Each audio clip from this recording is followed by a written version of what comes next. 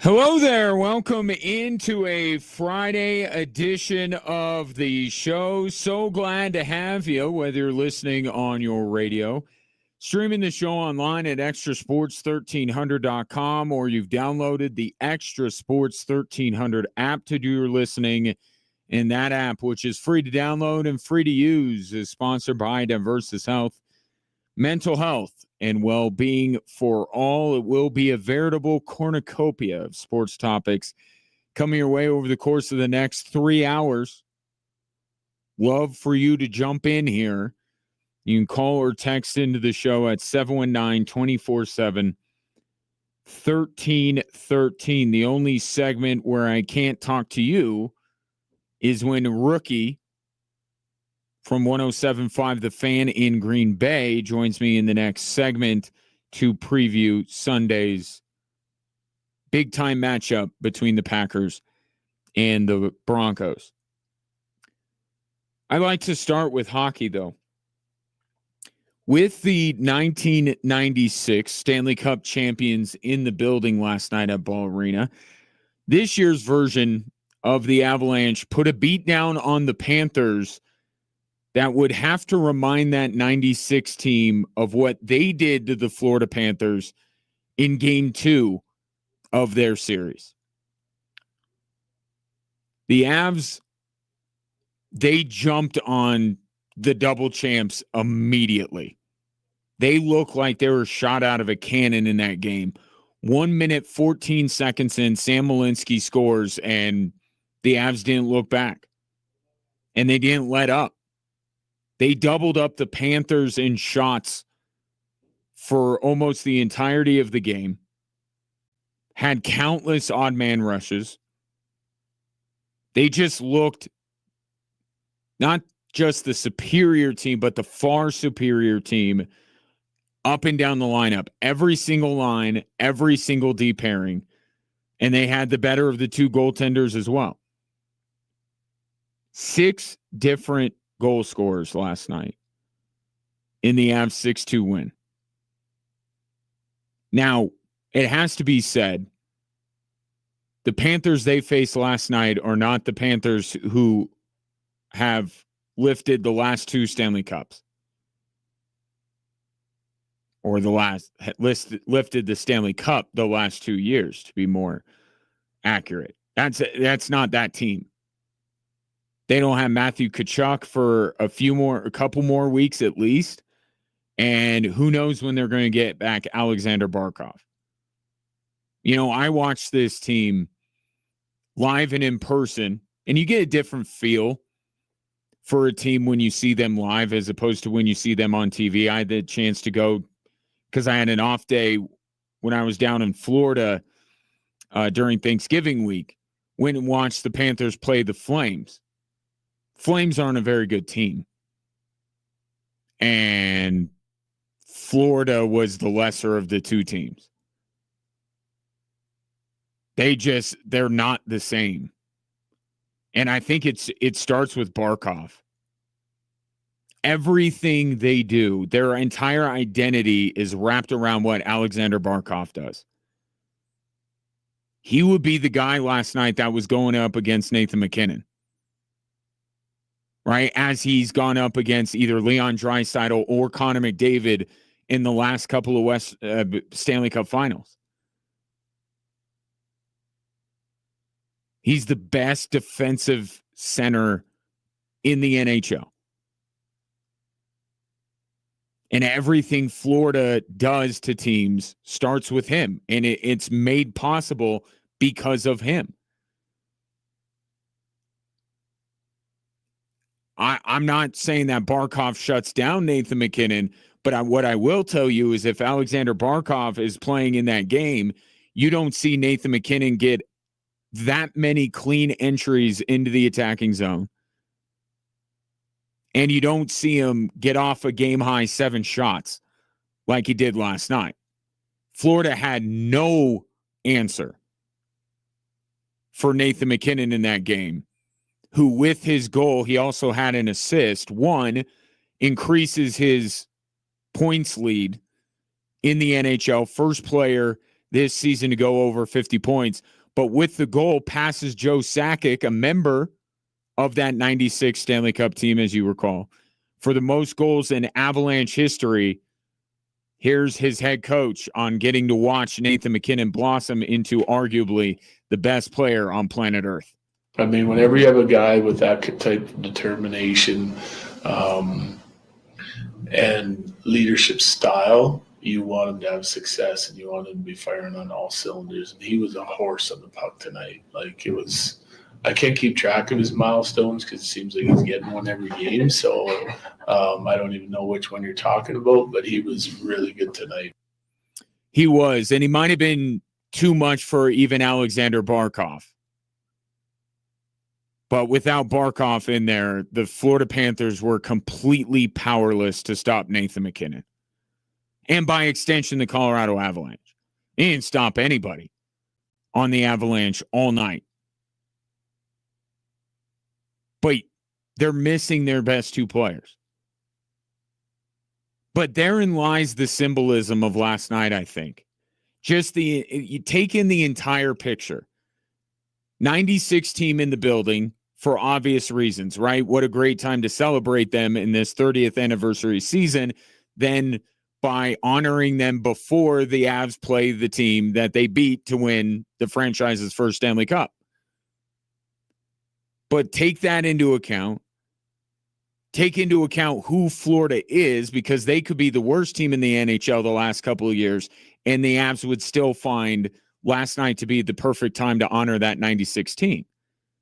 But you throw on top of it the fact that this Florida team, well, not that one, as I just discussed, that team doesn't exist right now. But the franchise that has won the last two Stanley Cups. And the Avs destroy them. The symbolism in last night's game and the message that I think the Avalanche were sending, it felt like the Avs were trying to send a message, either trying to impress the 96 team or trying to send a message to Florida, the two-time defending champions, and by extension, the rest of the NHL. The Avalanche last night were Killmonger standing over T'Challa in Black Panther yelling to the crowd, "Is this your king?" That's what the Avalanche did to Florida last night. Florida, because of these injuries, has vacated their throne. That team that I saw in person a couple weeks ago and watched last night against the Avs is not winning a Stanley Cup. They may not even make the playoffs. So the throne is open in the NHL. And what the Avalanche did last night and what they continue to do all season so far is slay everyone, separating them from that throne. It was an extension of what this season has already been for the Avs, but it felt like they even took it up a notch at the expense of a woefully undermanned Florida Panthers team.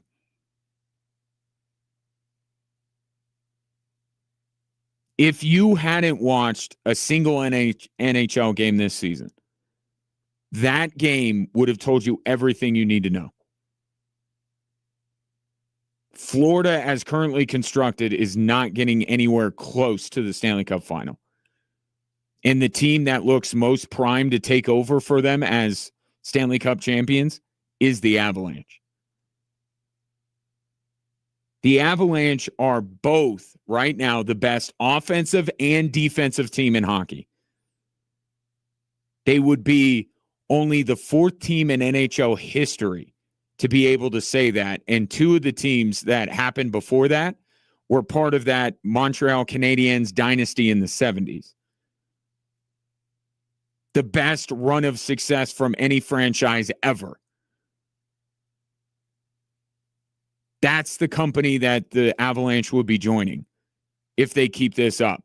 If they keep this up, they will surpass the Boston Bruins for the most points by a team in NHL history. and they're on pace. Math is not my strong suit, but using my calculator, they won't just surpass Boston. They'll run right past them. They'll pass Boston, and they'll still have a handful of games left the way they're going. You are potentially watching history being made if you tune in to the Avalanche right now. And on an individual level, talked about Nathan MacKinnon. Cale Makar had an assist last night. He's now 5 points clear of anybody else at his position in terms of scoring. They both seem to be primed to winning multiple trophies once the season is over. And right now, the only team that I can say, as I survey the NHL landscape, the only team that can be a match for the Avs is Dallas. There's not another team close to playing the level of hockey that really both of those teams are playing right now. Dallas is an unfortunate case because they're living in the Avs shadow. But they're 9 points clear of everybody else in the West. Dallas is. And the Avs are 4 points clear of them. These two teams are both essentially doing what Winnipeg did last year, which is run away from everyone. But here's the thing. Not only is it two teams that are running away from everybody, the Avs and Dallas both at this point combined have lost 8 times in regulation. At this time last year, the Jets that were off to that historic start had lost 9 in regulation. It's not only two teams playing like the Jets did last season, they're playing better. They're sustaining it for longer than even Winnipeg could last year. It really, I know, long season, but man, a lot has got to change to keep us from this collision course between the Avs and the Stars. They both seem incredibly eager to get to it and have the two of them match up. And with the state of affairs with the Florida Panthers, that be the de facto Stanley Cup final. And because, as an aside, because the NHL has the worst playoff seeding scenarios or seeding in all of sport, that's not even going to be the Western Conference final.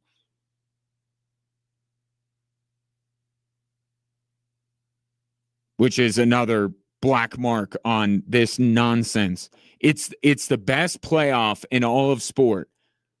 And the way they put teams into the bracket is the worst way that any sport does. But that's neither here nor there. Fact of the matter is, we're going to see Colorado and Dallas again. It's inevitable. And right now, it looks like you cannot even bring up a third team that would be in the mix with those two. They are lapping the field already, and we're not even to Christmas.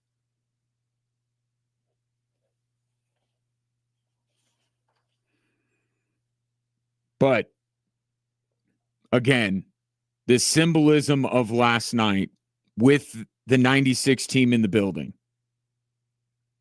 going against the Florida Panthers, who currently are the 2-time defending champions. It was right there, right in front of your face. The Avs were sending a message saying, this is who we are, and you, Florida, are not what you were the previous 2 years. And we're going to show you that in a big way and impress the 96 team. By the way, here's Jared Bednar on how good it was to have those teams in the building for a lot of different reasons. It's a great reminder of where our team's trying to go. Number one, it's great for all the present guys to meet some of the guys from the past that they've watched, I'm sure, and that, have a legacy built here, kind of laid the foundation for our team and the way we want to play. And, Joe was obviously a big part of that, right? He was there leading those teams. He's here leading our team. 719-24-7-1313. Take your thoughts on the Avs. Coming up next, the Broncos may have a chance to send a message of their own Sunday against Green Bay. Do the Packers feel the same way about this game? Rookie from the Fan 107.5 in Green Bay next.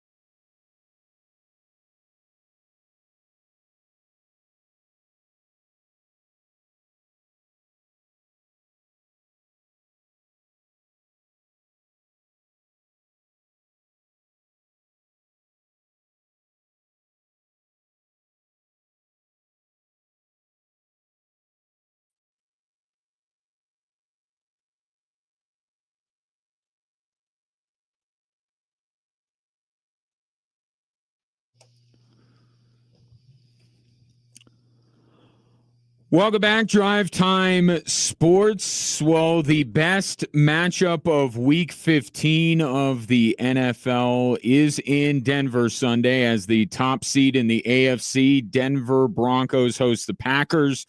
who currently sit as the second seed in the NFC. Joining me now, making his triumphant return to the program, is Rookie, the outstanding host on Sports Radio 107.5 and 1400 The Fan, and in Green Bay. Rookie, good to talk to you. Good to see you. How are you been? I'm doing well, Ryan. How are you? And first of all, my apologies for yesterday.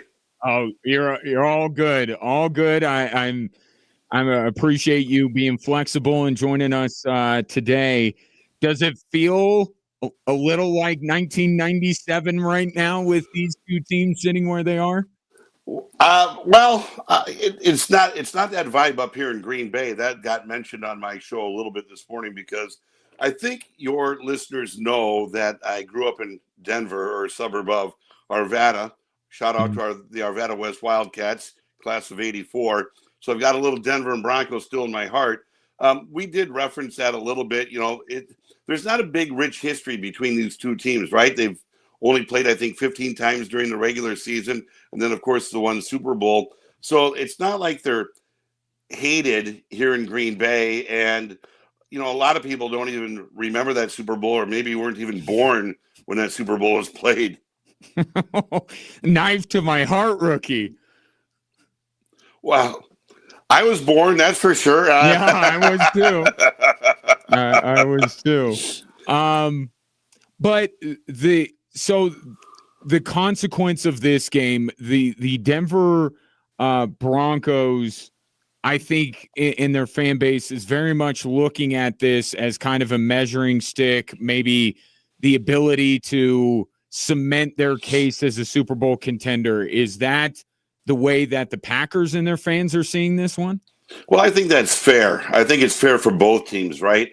The Packers they cemented their confidence a little bit over the past couple of weeks when they went into Detroit on Thanksgiving Day and beat the Lions, and then beating the Bears last week at Lambeau Field.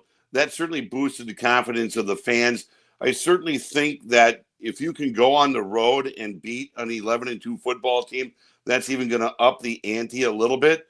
But their eyes, I think the fact that it's a cross-conference game loses a little bit of its luster, even though they're two really solid football teams that can make the argument that they're Super Bowl contenders. Because I know coming back next week, turning right around, they've got the Bears again in Chicago. And in all likelihood, first place in the division is going to be on the line again, unless somehow Green Bay beats Denver and Cleveland beats Chicago.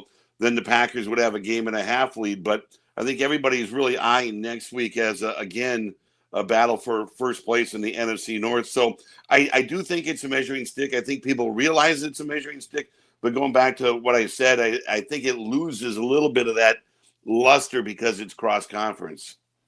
And I've made the case that I kind of feel like with these two teams, and this applies to a lot of teams right now in the NFL, I don't know how much we could be swayed one way or another. I mean, we've watched these teams play so many games that I kind of feel like we're kind of set on what we think. There's a few teams in there certainly that we're still trying to figure things out about, but I'll speak, covering the Denver Broncos. I don't feel like even beating Green Bay wildly changes anyone's perception. I'm getting the sense from you that the same thing can be applied to the Packers, that if at this point you either believe they can contend for a Super Bowl or you don't, right?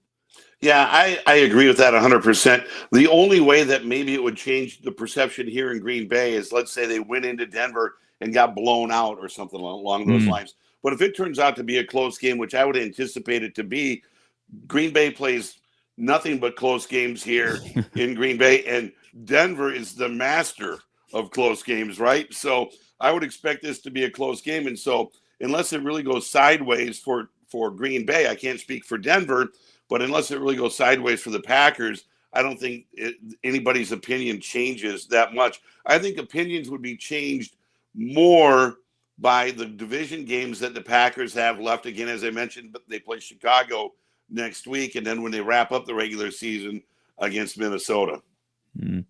Rookie from 107.5 and 1400, the Fan in Green Bay, my guest. Has Micah Parsons been everything the Packers hoped and dreamed he would be? Everything and more. Unbelievable. It's so interesting. I know we probably all got to watch a lot of him play when he was with the Cowboys because the Cowboys are America's team, and they always wind up on prime time one way or another. But it's a whole different ball game when you see him up close and personal and you see him on a day in and day out basis. I mean, he's 13 games into his Packers career and it's been worth the 2 first-round picks that they've given up. It's worth Kenny Clark, who, by the way, I did a radio show with Kenny for 6 years, so it holds a dear spot in my heart. It's worth the new contract, everything. It's everything. I will say this, though, Ryan.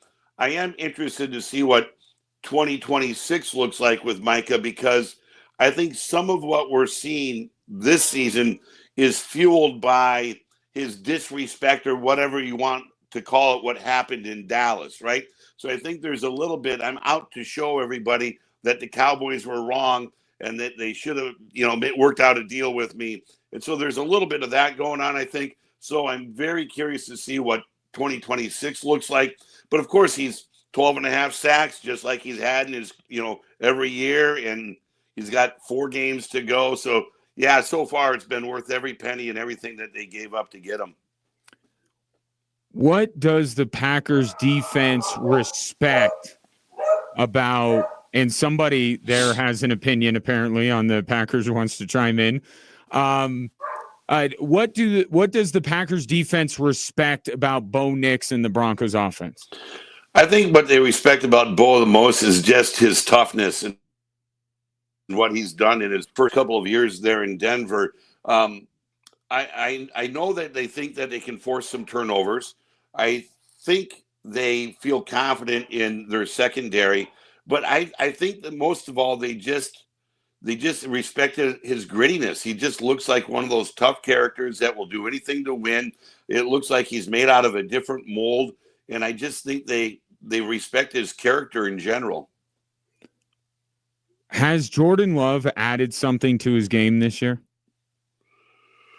Well, he's better downfield. He's I think he leads the league in accuracy in downfield throws. I still see some, I don't know how to phrase it, lack of consistency or lack of accuracy downfield. I think some of the reason why the percentages of his completion so downfield is so high is because he's got some pretty good receivers that go get the football. Christian Watson is one of them, and I've seen a change in the offense a couple of games since he's been back. It's just got this bigger swagger. It's got a little bit more confidence. They're opening up the offense a little bit more. I think Jordan Love has made strides forward, but at sometimes they still think he lacks that consistency. But, here's the problem in Green Bay. Unless he's Aaron Rodgers or Brett Favre, he is going to be under the microscope. I mean, if you want to step back and if we were all honest and look at what he's done in his first few years as the starter, he's been really, really good. But that doesn't fly in Green Bay sometimes when you've had Aaron Rodgers and Brett Favre. And he's handled that extremely well. He hasn't gotten sour or salty with some of the criticism that he's taken. Some of it fair, unfair, and probably unfair because I'm still kind of in this holding pattern on him in general. But it's probably unfair because of what's happened over the last 30 plus years at quarterback here in Green Bay. Mm-hmm. Well, we out here, and as you well know, we can empathize with the high standards at the quarterback position. Certainly, Josh Jacobs. Your gut tells you he will or will not play on Sunday? My gut says he'll give it a shot. I would imagine that they will play him, and it wouldn't be the heavy workload like he typically gets. I would imagine if that's the case, we'll see more Emmanuel Wilson and Chris Brooks A couple of weeks ago when he had this, and I was in the locker room and he had missed a game, and then he got the clearance to play. I asked him, I mean, if they give you the green light to play, is this going to be your typical workload, or is this going to be more of a rotation? And he said more of a rotation. And so that is what I would expect on Sunday if he does play. There's a lot of chat. There is some chatter about, not amongst the locker room or the coaches, but amongst the fans and the media that, if there's a game that you want to rest them in this game because it's a cross-conference game and you have bigger things ahead with the Bears in a week, as I mentioned. But I don't think that's how they operate. I don't think that's how the league operates, right? If you've got the green light, you go, and it may not be your full workload, but you get out there and you help your team. So how much does that change things in your mind? Let's take it at Josh Jacobs available, but not at the level he's normally available. How much does that change things for the Packers? I don't think it changes that much, to be honest with you, because they're confident in Emmanuel Wilson. And when he filled in when Josh was out, he had the first 100-yard rushing game of the season for the Packers, scored a couple of touchdowns. So I think they're very confident in their running back situation minus Josh anyways.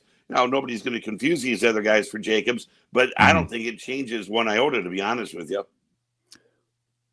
Well, the X factor, if you will, for Sunday, what do you think this one ultimately comes down to, being that both of these teams love to live dangerously with all these close games? What do you think ultimately separates them? Well, the cliche is, right, whoever executes and whoever doesn't turn the football over. But specifically for the Packers, it all depends on how the offensive line performs and how they protect Jordan Love. We all know about Nick Bonito, and we all know about Jonathan Cooper as, his Robin is the Batman. And we know how they lead the league in sacks with 55. Excuse me. It's going to come down, quite frankly, to the Packers offensive line, which has had issues at times this year. They're starting to settle in a little bit more. They've actually found a little bit more consistency with Sean Ryan at center than Elton Jenkins, who was a guard, and they moved to center at the beginning of the year. So the offensive line has settled down a little bit, but it's still not operating at the efficiency that they needed to. And I think it's all going to come down to protecting Jordan Love, because they have started to open it up over the past couple of games since Christian Watson has been back. And that's really been kind of the focus in the locker room, the protection of Jordan, the route running by the Packers receivers. And if things get sped up, what happens, because there's a pass rush that's getting after Jordan. So that's really kind of been the conversation in the locker room this week. Well, perhaps the first of two meetings this year between the Denver Broncos and the Green Bay Packers win. Then it would really be like 1997 rookie. Really appreciate the time and your insight. Hope all is well up there in Green Bay, and let's chat again soon. Let's do that, Ryan. And once again, I apologize about yesterday, but thanks for making room for me today. Shout out to Arvada West Wildcats. Go Cats. And happy holidays, everybody. Yeah, happy holidays to you and yours as well, Rookie. Really appreciate it. That is Rookie from Sports Radio 107.5 and 1400 The Fan up in Green Bay. A lot of really good insight there. The big news, if you had not heard, Matt LaFleur a little bit coy on the status of Josh Jacobs for Sunday's game. You know the history with Josh Jacobs when he was in a different uniform going against the Denver Broncos. I think whatever your perception or confidence level in this game is, not seeing as much of Josh Jacobs, given what he used to do to the Broncos as a Raider, may make you feel just that much better about the Broncos' chances on Sunday. Plenty more to come on Sunday's game. You will hear from Sean Payton, his final thoughts before Sunday. We'll have more Drive Time Sports right after this on Extra Sports 1300.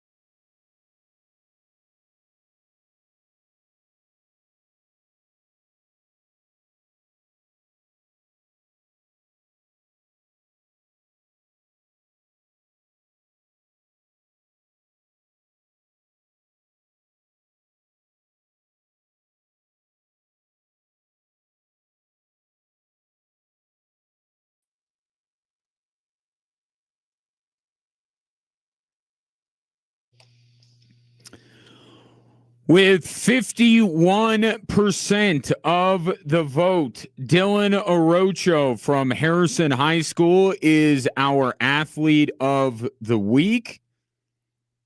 It was a close vote between the two hoopers we had up for the vote this week. Sammy Nickel, shouts to those of you supporting Peyton basketball because I have an affinity for the smaller schools, going to one myself, and to see really an entire town rally around Sammy was really good to see. But Harrison in that school district, man, they turned out in a big way to support Dylan. And look, you can't go wrong. That's the thing every week with these athlete of the weeks. You can't go wrong with any of them.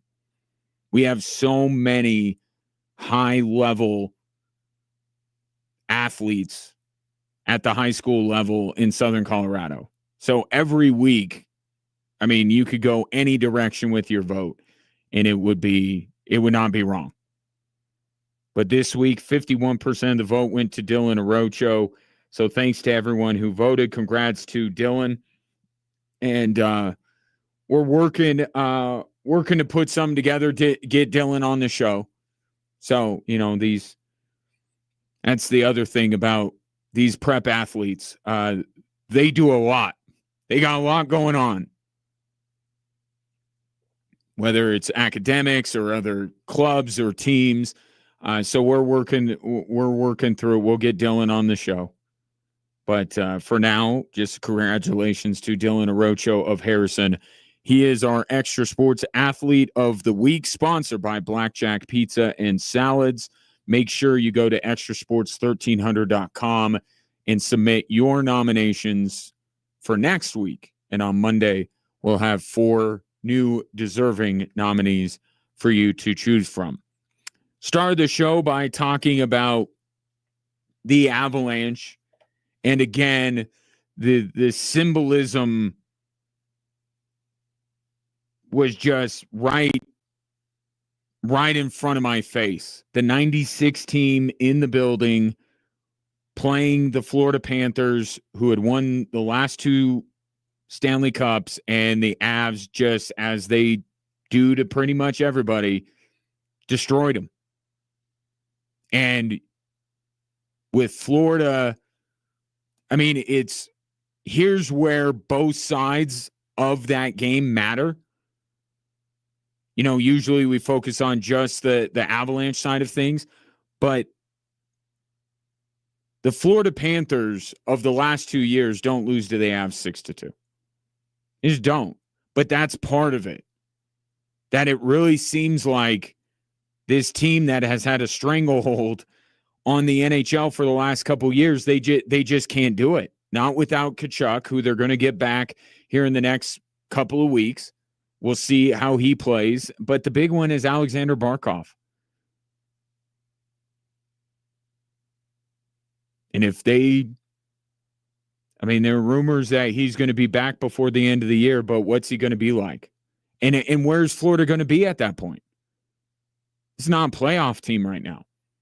But that adds to it. To say it's open. And there was a move made today by a team that may be trying to seize the opportunity as the Edmonton Oilers finally parted ways with Stuart Skinner. They got off of that roller coaster ride and decided to get in line for another roller coaster in Tristan Jarry. The Penguins and the Oilers doing a bit of business today, basically swapping goaltenders. Look, with Tristan Jarry, I don't know that your hopes, if you're an Oilers fan, can be sky high for this guy, but the bottom line is you just had to be done with Stuart Skinner. Just had to be. I mean, this is just change the scenery, right, for all parties involved. The numbers and the way that Tristan Jarry has played for Pittsburgh, you would not put him and automatically say the Oilers' goaltending woes are fixed. You can't say that. But the progress, the necessity of this, you had to move on from Stuart Skinner. You just had to get a different guy in between the pipes and take your chances. So this is probably a long overdue move, and I get it. It's hard when you have a team that has been to the last two Stanley Cup finals to make a significant move, because trading Stuart Skinner is a big move. I get it. It's hard to do that. But the Oilers weren't where they've been the last 2 years because of Stuart Skinner. He's had his moments, but overall, he's not the reason why they're there the last 2 years. They had to do something. And who knows, we talk about guys that just need to change the scenery. Maybe Pittsburgh can get the best out of Stuart Skinner and vice versa with Tristan Jarry and the Edmonton Oilers. But I think this is a move first and foremost because there just came a point where they had to be done with Stuart Skinner. That's the biggest part of this. But also, Florida is where they are at right now. It looks open, and right now Edmonton can say to themselves, that's the only team that can beat us. And they're near the bottom. They're what, 2 or 3 points out from the cellar in the Atlantic?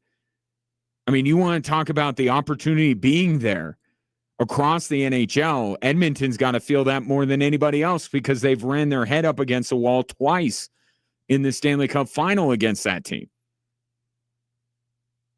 So the opportunity being there to not have to go up against Florida necessitated this move. But I also think if you're Edmonton, you're looking at Dallas and Colorado and going, we got to do something. We're not in the league of those two teams right now. And what's keeping us from that? What keeps Edmonton from anything that they want in life? Goaltending.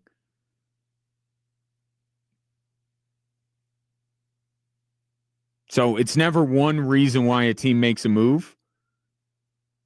I think there are 3 big reasons why Edmonton made the move today, and we'll see if it works out. On the Avs, or just Colorado sports in general, Aaron texted in at 719-24-7-1313. How crazy is it that if you were to power rank the 3 Colorado teams, the Broncos would be last? Such a fun time to be a fan of the Avs, Nugs, and Broncos. Soak it up while we can. Yeah, there's a Boston Light feel to what's going on right now in Colorado sports. And I think certainly more individual accolades have gone the way of Colorado athletes recently, but Boston had the Patriots first and foremost, but they also had the Red Sox, the Bruins, the Celtics. So it's not that, but it may be the closest thing that anyone has had in recent years to what Boston went through when they were winning NBA titles, Super Bowls, going to Stanley Cup final.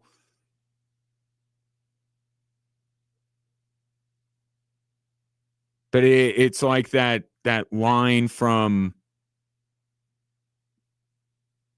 The Office, that Andy Bernard, who is my least favorite Office character. My boys and I had a big time discussion about this the other night. There is no character on The Office worse than Andy Bernard. Drives me absolutely up the wall, that guy. But has that pretty good line towards the end. I think it was actually in the series finale, where it said, I wish there were a way that you knew you were in the good old days before they were gone. For Colorado sports, we're in the good old days. And that's what we try to do on this show is maximize it and spend as much time in these days as we can, because it's pretty good right now. I'll just say on the who would have thought the Broncos rank last. I mean, kind of part of the conversation I think that we have about the Denver Broncos is based on the Nuggets and the Avalanche. Here's what I mean by that. If you follow all three of those teams, you know what a dominant team, an elite team looks like. A championship contender, you know what it looks like. The Avalanche and the Nuggets have won titles. And you see what those teams are doing. And look, there's more than one way to achieve success and ultimate success, but the Broncos are do it in a much different way than the Nuggets and the Avalanche. The Nuggets and Avalanche, when they won their championships, they were dominant. And this year, they've looked dominant. The Broncos don't look dominating week in and week out. Again, it doesn't mean they can't win a championship, but I think it feeds into some of the doubt that surrounding this team is even Colorado sports fans, I think, are comparing the Broncos and what they're doing to the Avs and the Nuggets, saying this doesn't look the same. It's not as convincing. And I don't think that's wrong to do at all. And again, none of this disqualifies the Denver Broncos, but you know what a dominant team looks like. You know what a championship team looks like. And there are many times this season that even though the Broncos have a record that would say they've been dominant, they don't look dominant. Perhaps Sunday will change some hearts and minds here. But I agree with Rookie. Rookie joined me last segment, and he basically, echoed the same sentiments I had yesterday. I just don't. This is a high-profile matchup.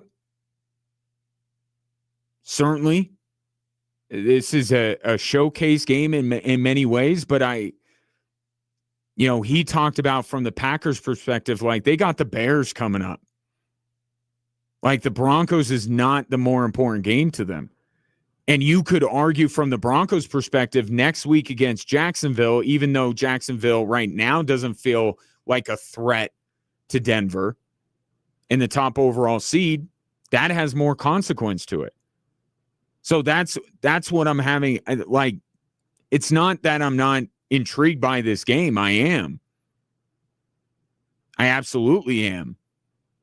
But how big this game is, how consequential this game is, I don't feel it.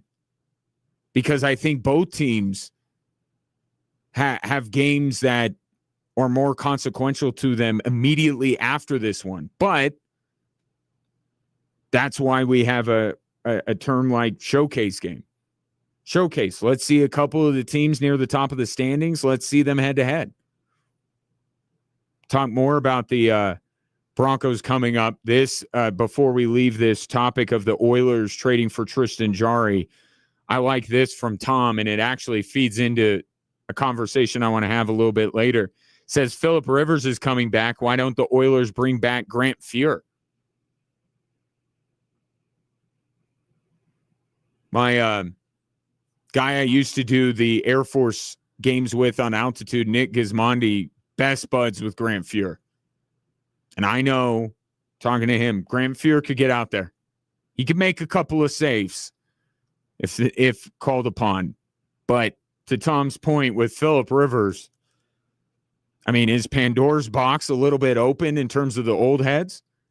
There's another player, or an athlete, I should say, that accomplished something today that's just adding to this. Talk about that coming up in a little bit. But again, coming up in the more immediate future, you'll hear from Sean Payton, his final thoughts before Sunday's game against the Packers.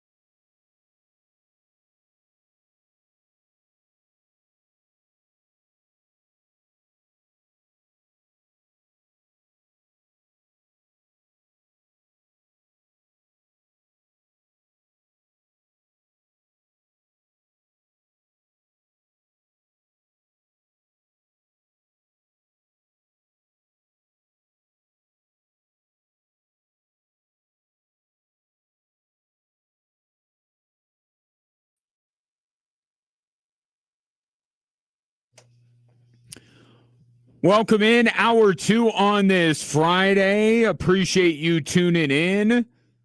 And hello to those of you who are watching the show on YouTube, Twitter, Facebook, or Instagram at XTRA Sports 1300. While you're there, I mean, you're already doing me a huge favor by watching the show, but if you don't mind, if I'm not being too needy, like, subscribe, follow. And how about I reciprocate by if you drop a comment while you're there, I'll read it on the air and you can interact that way. Of course, you can get through to the program by more traditional means by calling or texting into the show at 719-247-1313. Broncos and Packers coming up on Sunday. The consequence of this game, again, I don't know is there. Given one team is in the AFC, one's in the NFC, and both teams have a lot more to take care of on their side of the bracket, so to speak. But it's a fun matchup. It's a bit of a showcase game. It's almost like in college football, we get these early in the season. Right? Notre Dame, Miami, although that became very consequential in the end, did it not? But Oregon and Ohio State last year, that's when college football has their showcase games. Here in the NFL, they happen at random times. But this one's happening late in the season. So it's a fun matchup. Let's first get the unpleasantness out of the way, which is the injury report. Ben Powers not back. They did open up his 21-day window, but he will not play on Sunday. And Mike McGlinchey, this one popped up today. He's questionable for the game. Now, the Broncos have certainly made do with what they have without Ben Powers, but you're pushing it a little bit if Mike McGlinchey can't go. Because McGlinchey and Powers, for being honest about it, both of them very much embody the identity of the Denver Broncos, which is running the football. Running the football, controlling the clock, winning close games. So we'll wait and see if McGlinchey ends up playing. Pat Bryant is the other injury of note. Sean Payton said today if it were a playoff game, Pat Bryant would play. But, and I think it just speaks to the mindset, right? Some people could bill this game as a Super Bowl preview if they want. I think the fact that the Broncos are erring on the side of caution with both Ben Powers and Pat Bryant and maybe on Mike McGlinchey, that shows you that the Broncos, they want to win this game. Both teams want to win this game. But is this one of those that you pull out all the stops and you don't err on the side of caution because you really need this one? This isn't one of those games. So we'll see if McGlinchey ends up playing. Bryant and Powers have already been ruled out. Now, a couple of things to that end. The identity of the Denver Broncos. Sean Payton was asked an interesting question today, and I think you will at times have felt this way. Doesn't it look different than it did in New Orleans with Sean Payton? Because when you think of New Orleans, you think of explosive offense, big point totals, downfield passing game. That's what you think of when it comes to the New Orleans Saints, and that's not what you think of when it comes to the Denver Broncos. So Sean Payton was asked whether perhaps he's evolved in terms of what he thinks wins in today's NFL. I thought the answer was very interesting from Sean Payton. Here he is on setting the record straight a little bit on the differences between his Saints teams and his Broncos teams. There were a number of games that we played like, we're playing now at times. So I think you really have to dive into those numbers. And we were further along probably, with a veteran quarterback. But most importantly, it's, utilizing the skill sets we have here, and then also understanding how the game's unfolding. Couple interesting things there. Because I'm sure if you went back through the New Orleans game log when Sean Payton was there, you will find that they were able to win some very tight games. I would imagine a lot of the Falcons games come to mind when Matt Ryan was in Atlanta. But those even were high-scoring close games. The Broncos, by and large, are playing close games that are low-scoring. But therein lies the KYP that Sean Payton mentioned.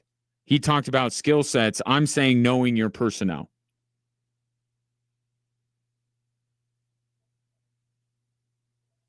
And Alvin Kamara does not exist on the Denver Broncos. I would not say that Cortland Sutton is a better receiver than Michael Thomas when he was really at the top of his game. The group of skill players, by and large, is just not as talented as Sean Payton had in New Orleans. Most notably at the quarterback position. Right? That's probably the biggest difference between those two teams. And in the interest of fairness, what Sean Payton said was where we were further along in New Orleans because Drew Brees was our quarterback as opposed to Bo Nix in year 2. Not everything that isn't glowing about Bo Nix has to be viewed as a negative. Drew Brees had more games under his belt. He was a more of a veteran quarterback. Now, I could take it to the next level and say that Drew Brees, even when he was in San Diego, I think was a more talented quarterback than Bo Nix. But Drew Brees is going to get in the Hall of Fame. Right? So it's not an insult to say that Bo Nix isn't better than Drew Brees. But I just don't think the collection of talent at those positions is as great as Sean Payton had in New Orleans. Now, there are some of these guys that could be as time goes on.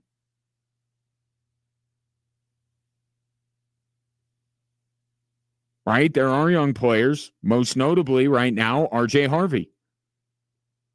While Bo Nix is not young in terms of his high-level football experience because the number of games he played in college, he is young in terms of his NFL experience.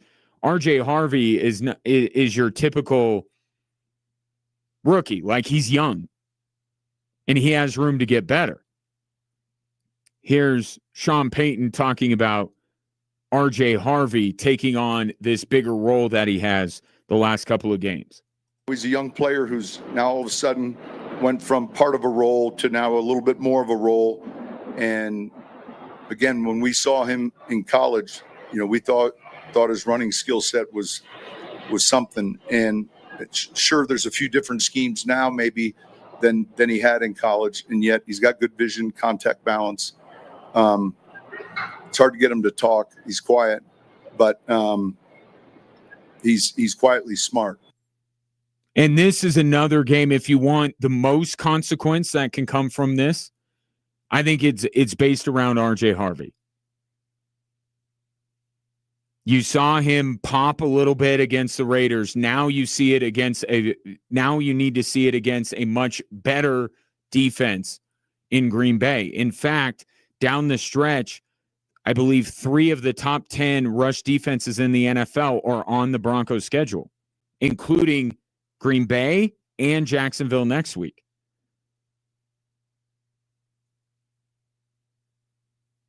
So beyond the win and extending the winning streak,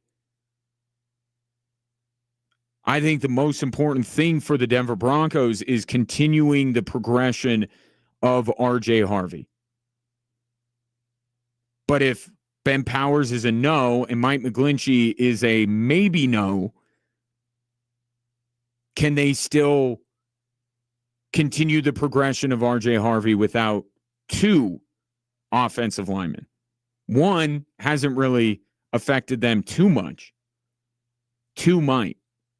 So that's certainly something to watch coming up on Sunday. As I look at this game,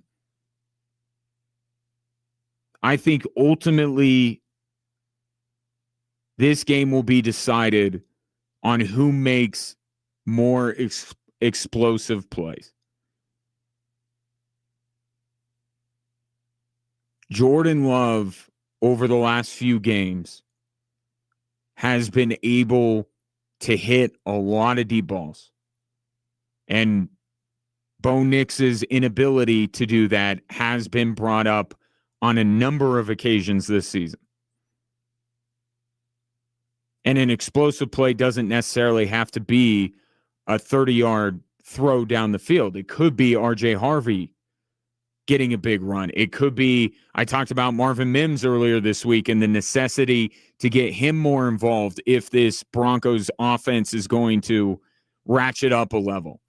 Could it be him on an end around for an explosive play? So it's not just the downfield throwing, but the Packers have got that in their bag, so to speak.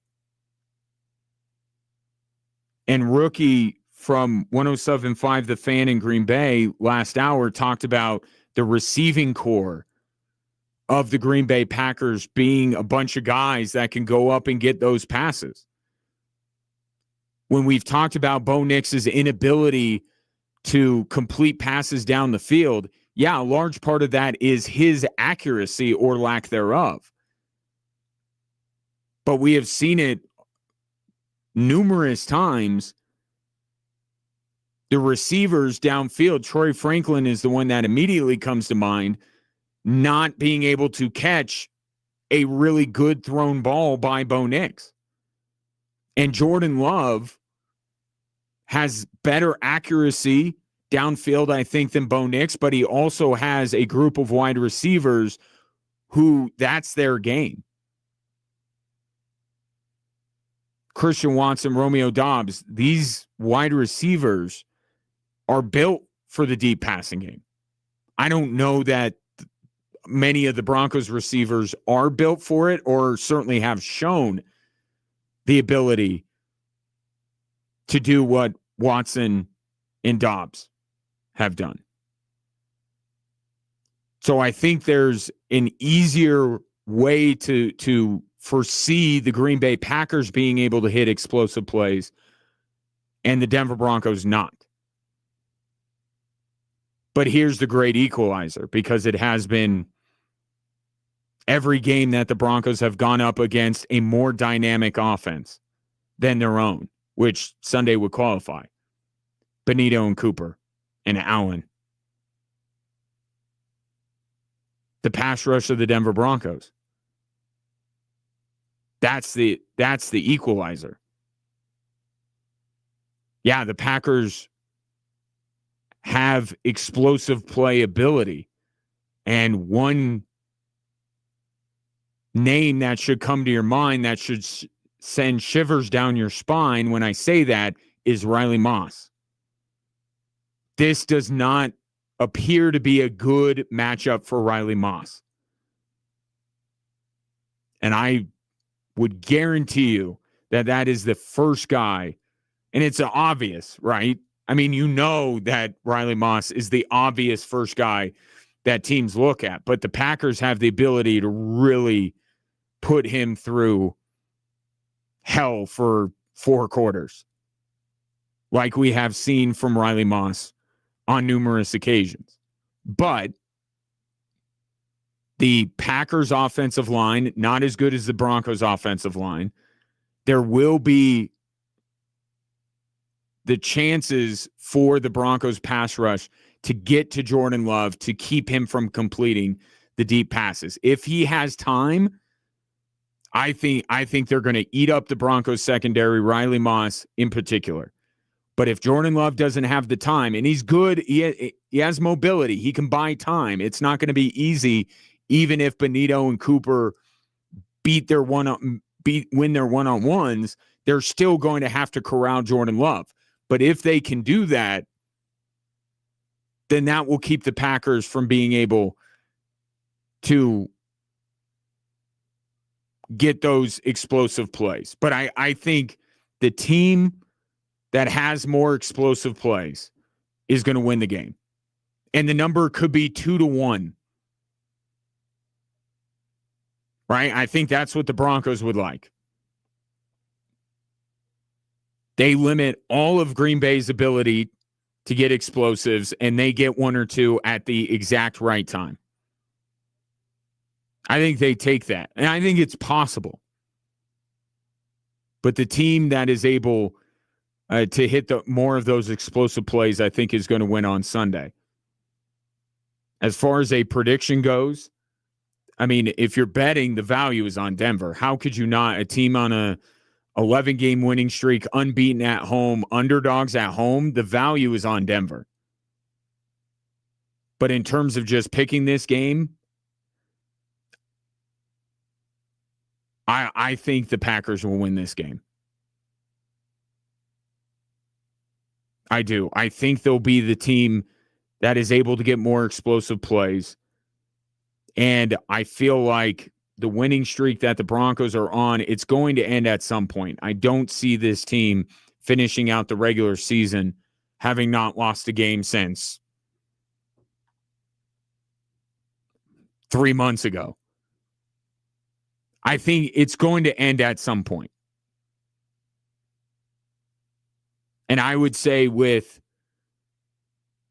Jacksonville being an AFC opponent, with how big the Chiefs game is on Christmas, maybe not from a playoff perspective, because I fully expect the Chiefs to be eliminated from postseason contention, but that's a building that the Broncos have not won in a very long time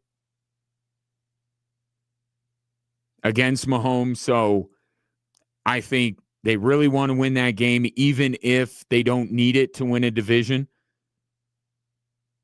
And I think home field advantage will depend on the Broncos beating the Chargers week 18. So I just look at the next 3 games.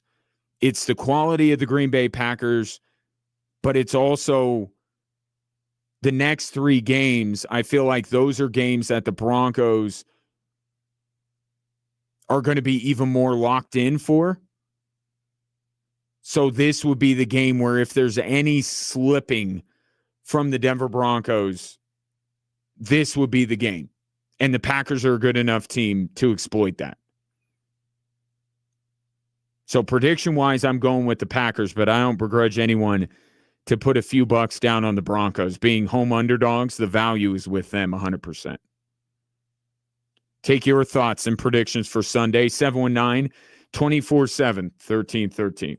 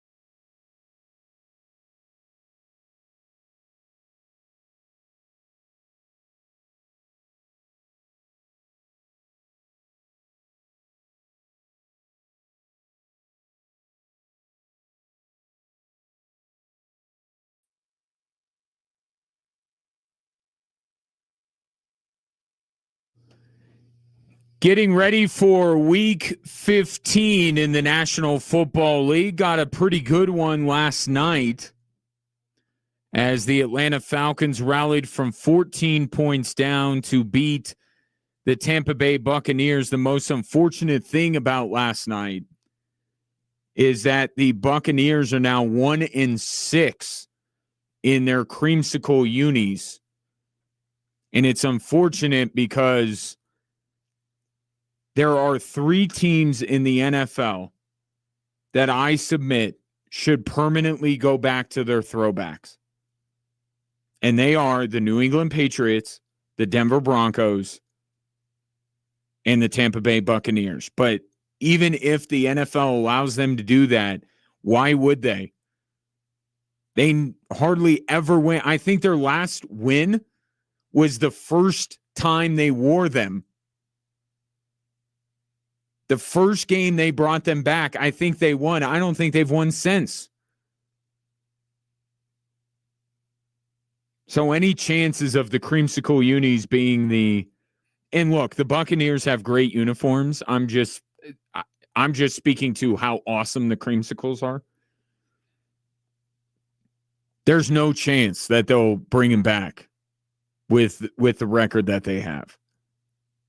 And last night was a collapse reminiscent of the team that wore those uniforms on a regular basis.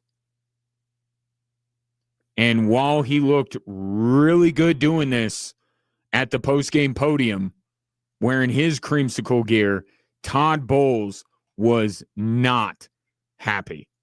It's inexcusable. You don't make excuses. You gotta care enough where the hurts. You gotta care enough where the hurts. It gotta mean something to you. It's more than a job. It's your livelihood.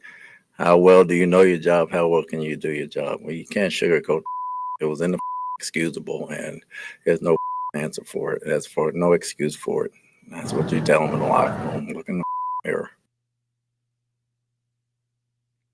First of all, my favorite thing about that was whenever you throw in the curse word in the middle of a word, that's the best. When it's, I don't know if I can say it without saying the word, unacceptable. It's very hard to do it if you're censoring yourself. Bleep-inexcusable, I believe was what he said. Throwing the curse word in the middle of another word is the best way to do it. It's my favorite kind of cursing. But you know that person in your life. Maybe it's a parent, maybe it's your spouse, maybe it's a friend of yours, maybe it's your boss, who knows? There are people who simply do not curse. So when they do, you notice. You know, in today's day and age, you know, if and I guess because I'm governed by the FCC, maybe it's jarring if you and I were to hang out and I really used my off-the-air language. I'm not unbelievably profane, but I'm certainly more profane than I am when the FCC is listening. That might be a little bit jarring, but I'm talking about in real life, people that could say whatever they want, but never curse. And you hear them curse, and it's like, it is jarring. That's Todd Bowles. Todd Bowles doesn't curse, and even the way he cursed was in the way you would expect Todd Bowles, if you ever heard him curse, to curse. Because he didn't raise his voice. He didn't yell. He didn't exclaim. It was very much his normal tone and dictation. His diction, I should say, not his dictation. His diction. But yet, it's a curse word every other word. When I watched him after that game, I was, And I'm not one that gets upset when people curse. Doesn't bother me. I gasped audibly on my couch that Todd Bowles is using that kind of language. It's like when Captain America cursed in Age of Ultron, you're like, what is this? This is not, that word's not supposed to be coming out of that person's mouth.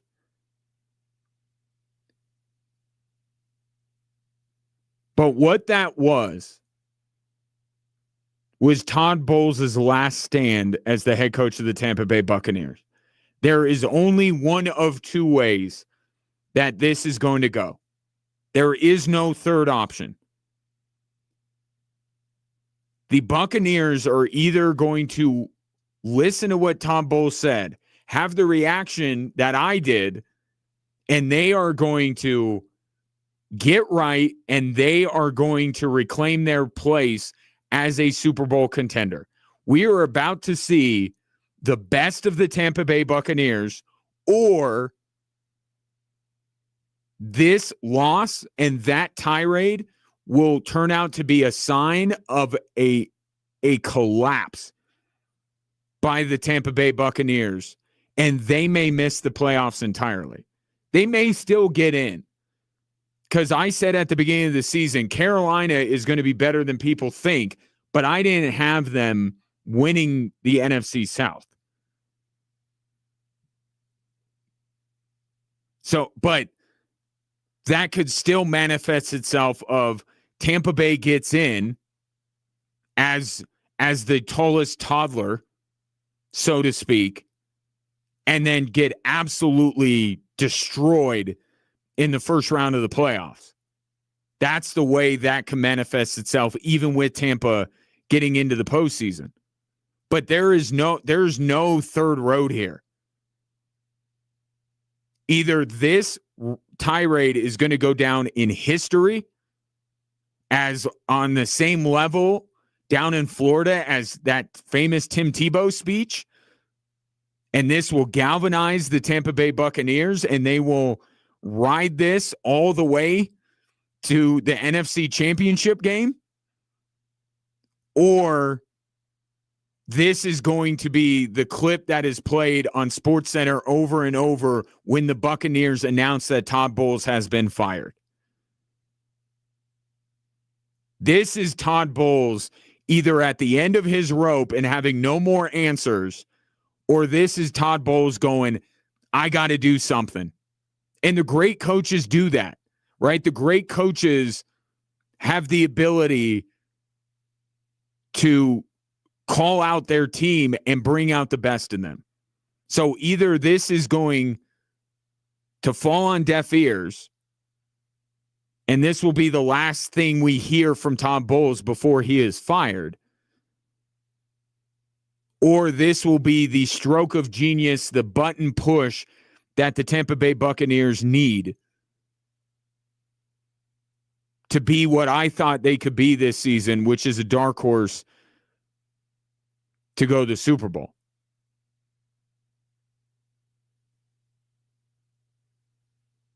And I thought Tampa going into the year, I picked Green Bay to go to the Super Bowl and win the Super Bowl. But if for some reason I couldn't pick Green Bay, I was going to take Tampa.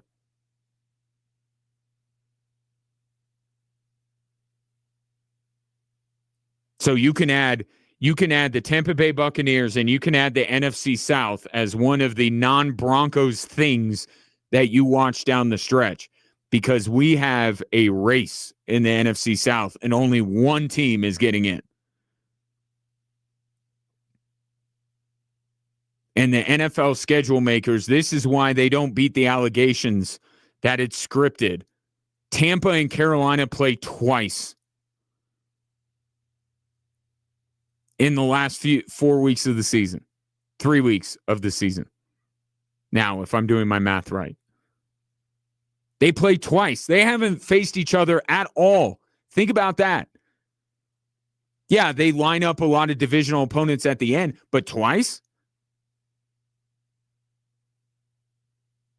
We're in week 15 and the Tampa Bay Buccaneers and Carolina Panthers have not met yet, and they just so happen to now be battling for the division title?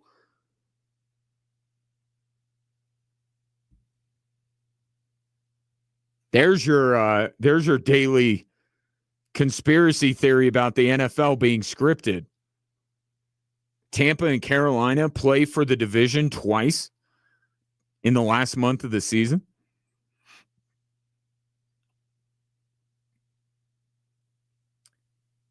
I think as bad as that loss was last night, and it was a bad loss, and it's a bad loss at the end of a string of a lot of bad losses,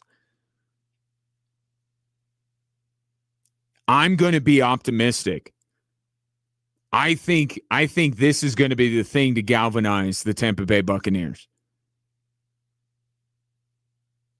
I do. I think this is going to be the thing that gets them to snap out of whatever this is that they are currently in, this mental fog. And I think you're going to see the best of Tampa Bay. I don't know how, and Todd Bowles is a very well-respected coach. Right? He's not Josh McDaniels or something. The respect that the Tampa players have for Todd Bowles tells me they'll hear this and go, we got to get right.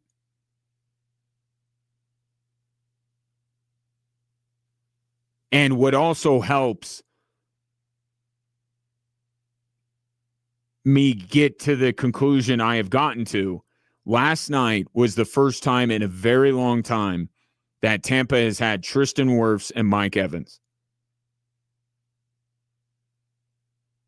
They haven't had those two guys, and I think the absence of those two is absolutely part of the reason.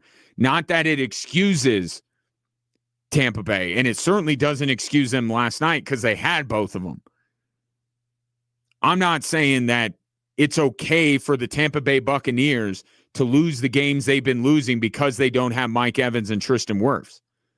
There is a lot of this on Baker Mayfield, who has turned from an MVP candidate into what the Browns looked at and said, this isn't good enough.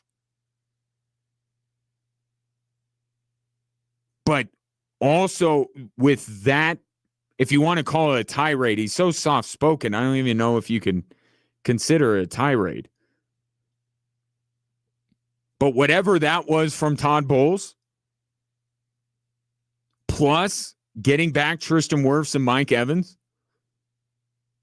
I think you are going to see at least the Bucs get back to what they were at the beginning of the season, if not an even higher level.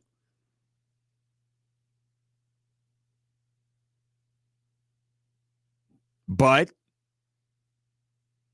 option B is that will be a desperate move by a desperate coach who will find himself in the unemployment line when this season is over.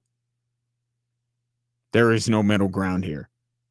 And I think Todd Bowles knew that when he stepped to the podium and said, I am going to, because he knew he was getting that question. I don't want to say it's fake or scripted, but you have a message if you're a head coach that you want to get across at the end of a game, good, bad, or indifferent. You have a message you want to send. Todd Bowles had that loaded up.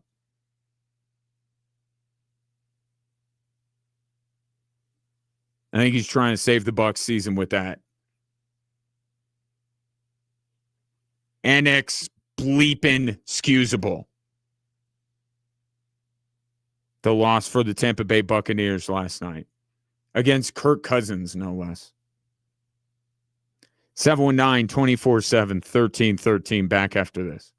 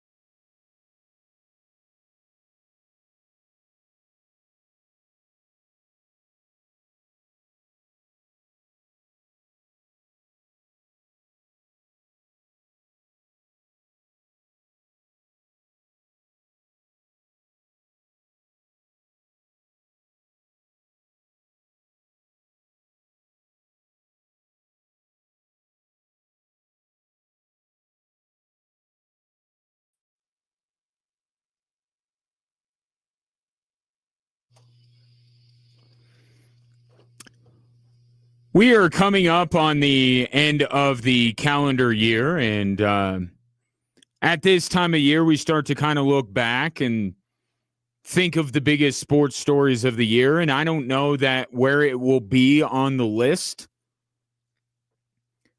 but it is worth mentioning the story of the amount of athletes that would be characterized as decrepit by professional sports standards that are still doing it at a high level. The unks, as the kids would say. Of course, when you think of this, you automatically think of LeBron James, who last year at the age of 40 became the oldest player in NBA history to average 20 or more points a game, earn all NBA honors, and score at least 40 in a game. We had the actual Unk Bowl or the Icy Hot Bowl, if you want to be meaner about it. Joe Flacco, Aaron Rodgers, which turned into an instant classic with the Bengals winning 33-31. We thought that Joe Flacco was going to save the Cincinnati Bengals with that win. Aaron Rodgers may get the last laugh because he, at his, what they would call advanced age, is holding down a playoff spot in what was supposed to be one of the NFL's best divisions. Here locally, Brent Burns, at 40 years old, incredibly productive for the Colorado Avalanche. He has 14 points. His streak of now over 950 straight games played is continuing, and he's chasing Phil Kessel at 1,064. And he just might get it. You do the math, if Brent Burns hangs around, he might get that. And then, of course, one of the bigger stories of the week has been Phillip Rivers, who at 44 years old looks to be the starting quarterback of the Indianapolis Colts on Sunday. Let's add another one to the mix. And this story is going to continue into the calendar year of 2026. Today, 41-year-old Lindsey Vonn won the World Cup downhill at the age of 41. I don't know if unk is the proper term for Lindsay, but her renaissance after the age of 40 will carry into February and be the story of the Winter Olympics in Italy. Lindsey Vonn will be the biggest name, the biggest story. Now, you and I might be very excited about the U.S. hockey team playing Canada at some point. Great spot put out, by the way, by NBC. John Hamm, like Herb Brooks, going into the Team USA locker room and saying we have a chance to get the most important thing. And the Jack Eichel chimes in, Canadian tears. And it goes from there. You should watch it. It's a good one. But we know the Olympics bring in a different audience. And the stuff that NBC puts in prime time is not necessarily the sports that are most popular outside of the Olympic cycle. Skiing would be one of those. We don't talk a lot of skiing day to day, but when the Olympics roll around, especially, well, only the winter ones, but during the Winter Olympics, skiing is one of the premier events. And there's Michaela Schifrin as well, but Lindsey Vonn's going to be the biggest story. She's going to be on NBC every single night, whether it's interviews, whether it's highlights. Lindsey Vonn will be the story. And she began the lead up to Cortino by not only winning the World Cup downhill at age 41, by downhill skiing standards, she obliterated the field.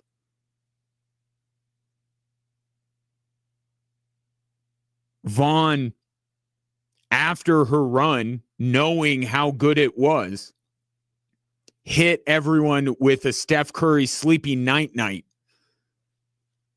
I think it's just called night-night. I like to throw in sleepy night-night. Sounds cooler. If you're watching on social media, she hit them with one of these. She knew. But she obliterated the field. And she was quoted afterwards by saying she felt fast in the summer. Which, I like a legitimate question. What do you do if you're a competitive skier in the summer? Like, for someone that skis, that might be the dumbest question ever. I'll admit my ignorance on this. How does she know she's fast in the summer? Is it water skiing? Does she water ski? Now I'm just going to sound dumber, so I'll go ahead and stop doing that. But she said that she felt fast in the summer, and now, what was the quote? Quote, I guess I now know how fast I am. Lindsey Vonn is back with titanium alloy in her joints at the age of 41. And how's this for a coincidence with the biggest story this week in the NFL?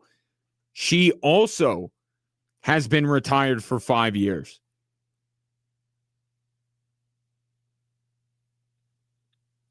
We had Dara Torres in swimming years ago. You remember at 41 years old, she won 3 silvers. I think Lindsey Vonn's going to get gold.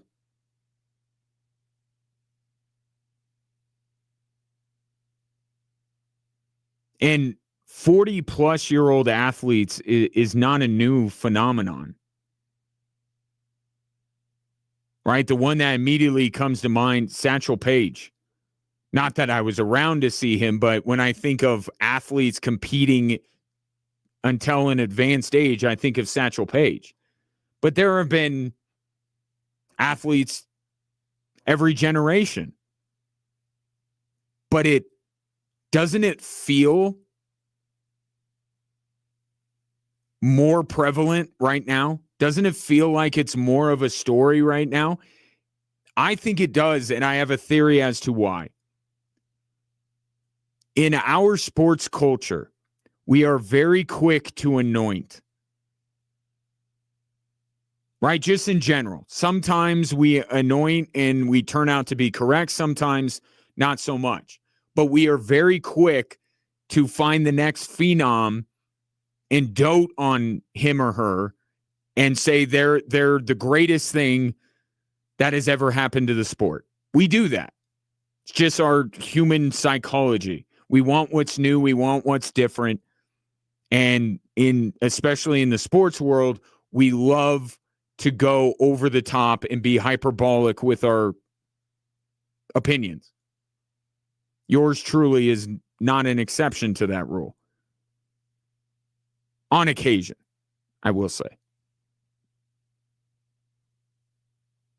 I think that's part of the reason why, especially if you're into the NBA. NHL as well. I mean, look at what Macklin Celebrini is doing with San Jose. Look at what we said about Connor Bedard the moment he arrived in Chicago. But in the NBA, you have Wemby, you have Cooper Flagg now. And it's almost like those two things can't coexist. If Wemby is now knocking on the door of being the best player in the NBA, how could somebody at 40 years old possibly be able to compete in a league where that is the case and just do that for every sport? It's almost like Joe Flacco, Aaron Rodgers, Lindsey Vonn, LeBron James, Brent Burns, they can't even exist. They're almost double the age of these phenoms. But if you think about it, there's enough room for everyone.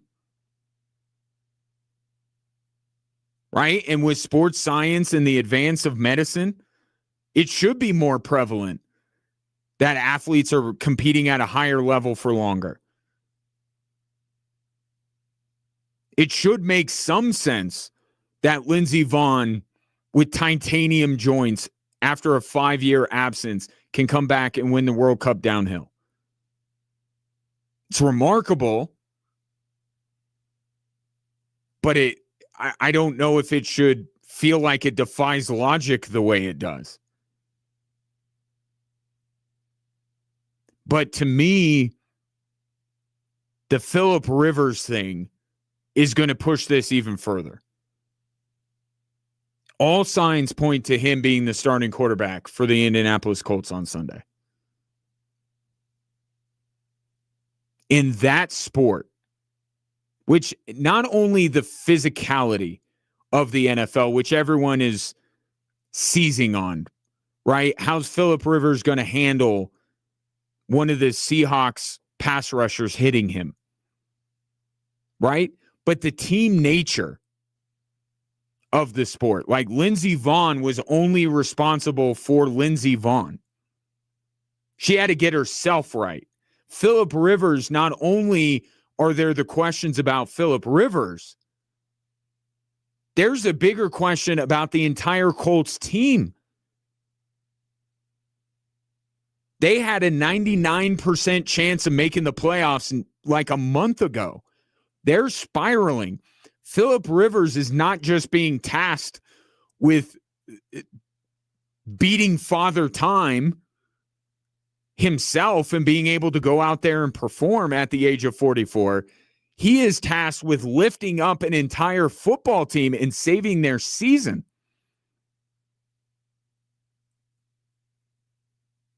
Right? Because there's something about these team athletes like LeBron. What have the Lakers won recently? As great as LeBron has been, or as age-defying as his accomplishments are, he's not lifting up the Lakers. Brent Burns, as productive as he's been, he's hardly at the top of the list of reasons why the Colorado Avalanche are where they are. So their individual stories are great, and they've been productive. But here we have Phillip Rivers with an opportunity to save the Colts season, to lift everyone up. Can his 44-year-old shoulders bear that weight? To say nothing of the physical toll that an NFL game could take on him. So maybe this has been the year of the Unks, and whatever you would call Lindsey Vonn, that story is going to continue into February. But so does this story about Phillip Rivers.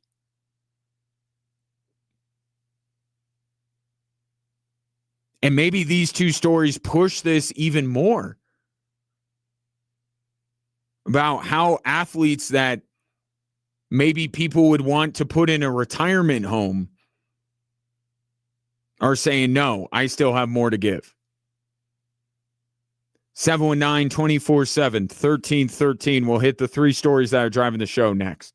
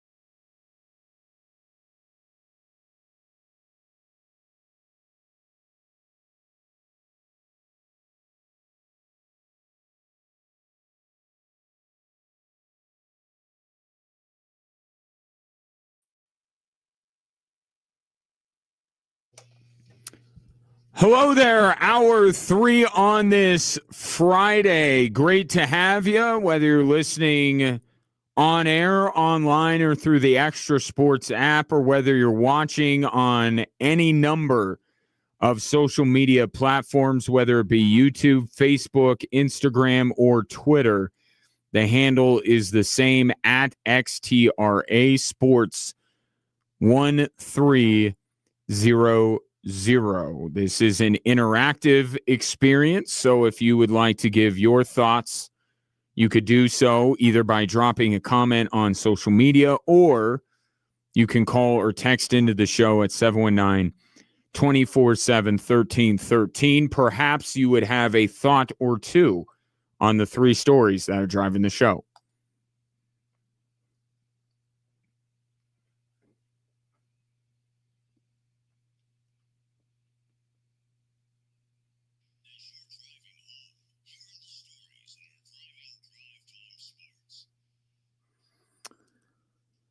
All right, we start with the dismantling of the defending champions. Stolen back by Nelson. Underneath, nice play from Manson. Slap pass towards the net. Deflection. Landeskog scores! Oh, Captain, my Captain! It's his 6th goal of the season, his first point in his last 5. Connor McGahee on the call for Altitude Radio. The Avalanche with the 1996 Stanley Cup champion team in the building. Dismantle, as I said, the Florida Panthers, the very same team that the 96 Avs beat to win a Stanley Cup. It reminded me of Game 2 of that series, the way that the Avalanche got shot out of a cannon with the goal a minute and 14 seconds in, and just continued to bludgeon the 2-time defending Stanley Cup champion. 6-2 was the final score. And the symbolism of last night was not lost on me, and it shouldn't be lost on you either. Yes, there was the 96 team in the building. But more importantly, the team on the ice with the Avalanche are the 2-time defending champions. And what you saw was a team that is a shell of their former selves.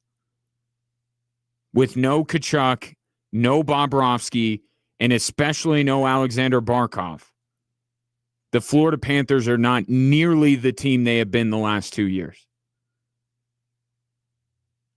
And unless they can get everyone healthy and back to their old selves, they are not going to put their hands on the greatest trophy in all of sports this year.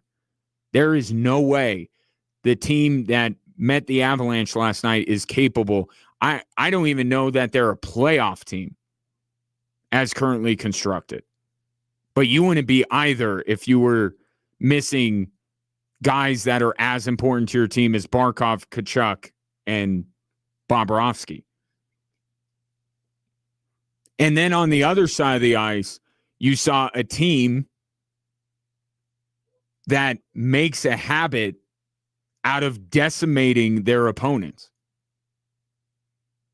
The Colorado Avalanche are continuing a historic pace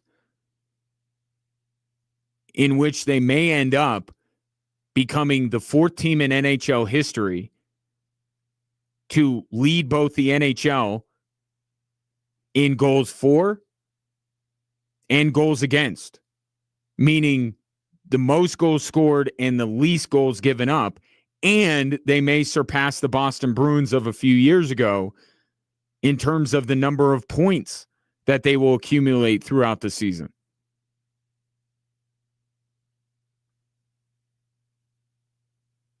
This is, in hockey parlance, an absolute wagon. And right there, you see not only that the kings of the NHL are at the moment dead, but you also have a team that seems to be on a mission to take that trophy from them.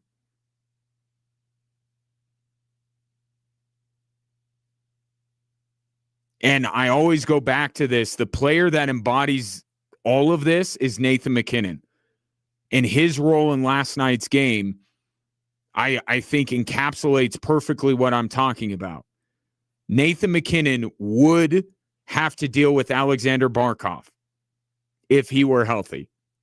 The guy who has been able to, as well as anyone in the NHL has ever done, limit Leon Draisaitl and especially Connor McDavid. And without him, Nathan McKinnon had free reign to do whatever he wanted last night. There was no resistance. Countless free entries into the zone. A goal, assist. He becomes the first player in the NHL to surpass 50 points on the year. The way the Avalanche attacked Florida last night is the way that Nathan McKinnon attacks every single human being that has ever stood in front of him on skates.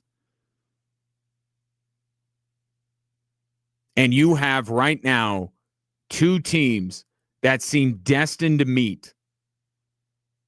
And for that series between the Colorado Avalanche and the Dallas Stars to decide this year's Stanley Cup, we are there.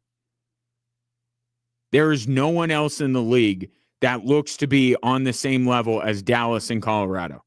They are running away with the West, and they are going to be the two teams battling for the President's Trophy. And I don't know how much of a battle it's going to be, with all due respect to Dallas, who has been unbelievable this season. I think the Avs are winning everything. I think they're smashing a ton of records. I think they're winning the President's Trophy, the Central Division. But we know that you can't dismiss Dallas. And the way they're playing, this is not just the bad matchup. Dallas is playing the second best hockey of anyone in the National Hockey League right now. But these two teams are head and shoulders above everyone else. And more than that, they're multiple body lengths above the reigning champions. Elsewhere in the Kroenke sports universe, here is story number 2.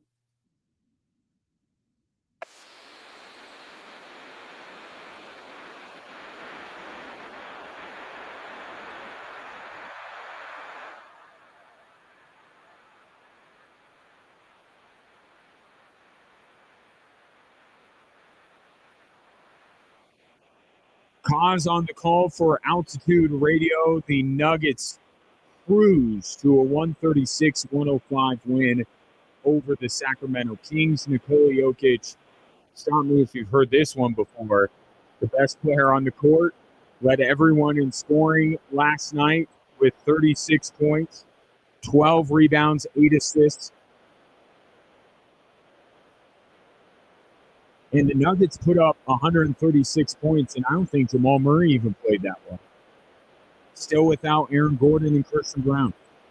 And they put up 136 points. The difference between the Nuggets and the Avalanche right now is the other side. And what I mean by that is both of these teams have proven themselves to be offensive juggernauts.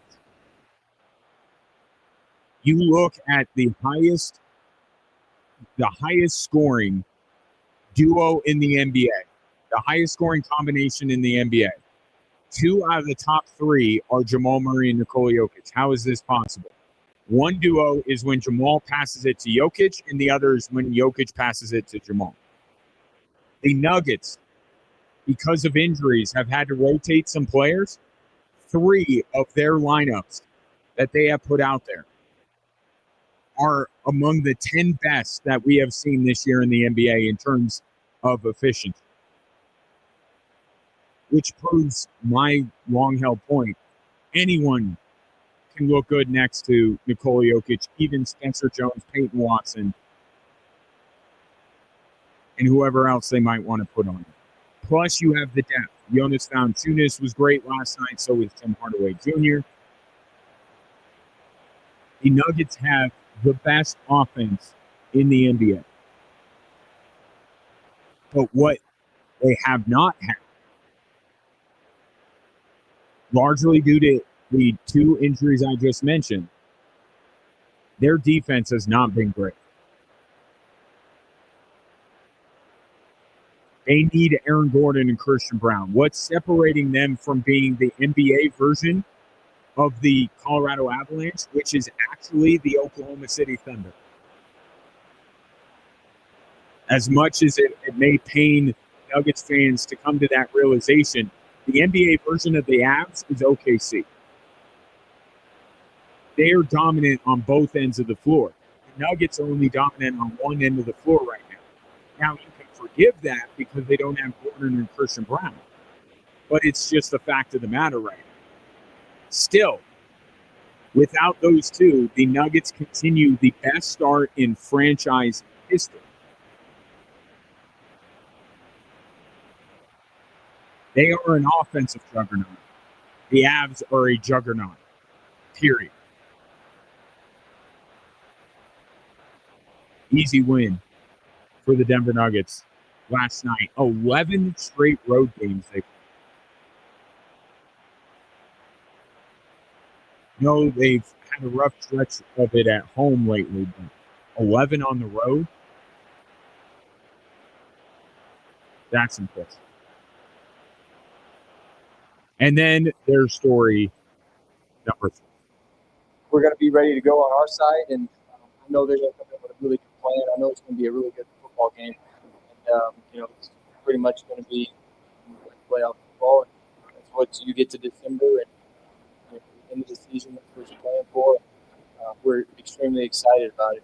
Happy to be in this position here. That is Broncos quarterback Bo Nix talking about Sunday's game against the Green Bay Packers. It won't have the consequence of a playoff game.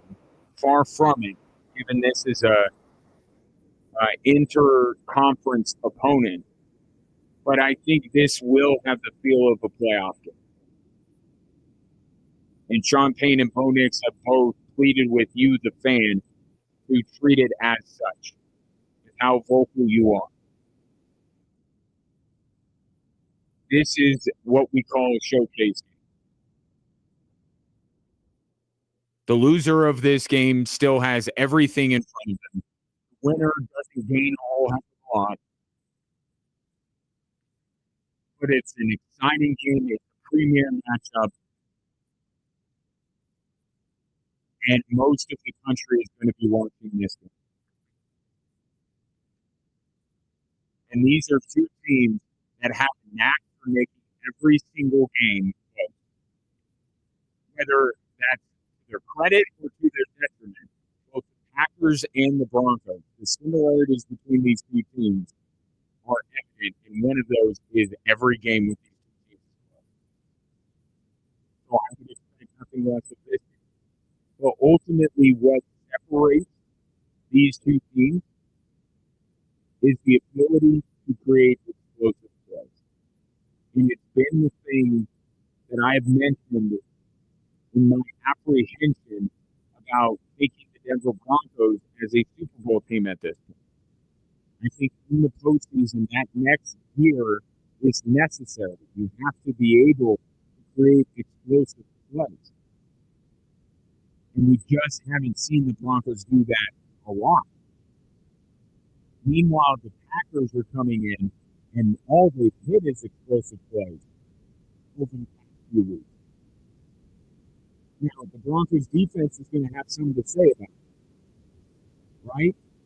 The pass rush of the Broncos can even that out. In terms of ability, Green Bay has more ability for explosive plays than the Broncos do. But the Broncos also have a defense that can keep the Packers from hitting explosive plays. But that pass rush is going to need to get to Jordan Love because he's going to be looking for 21. And did we find out the uniform combination yet? Are they wearing blue or orange? Whatever color the Broncos are wearing on Sunday, Jordan Love is going to be looking for number 21 down the field. this has the potential of being another nightmare Riley Moss game.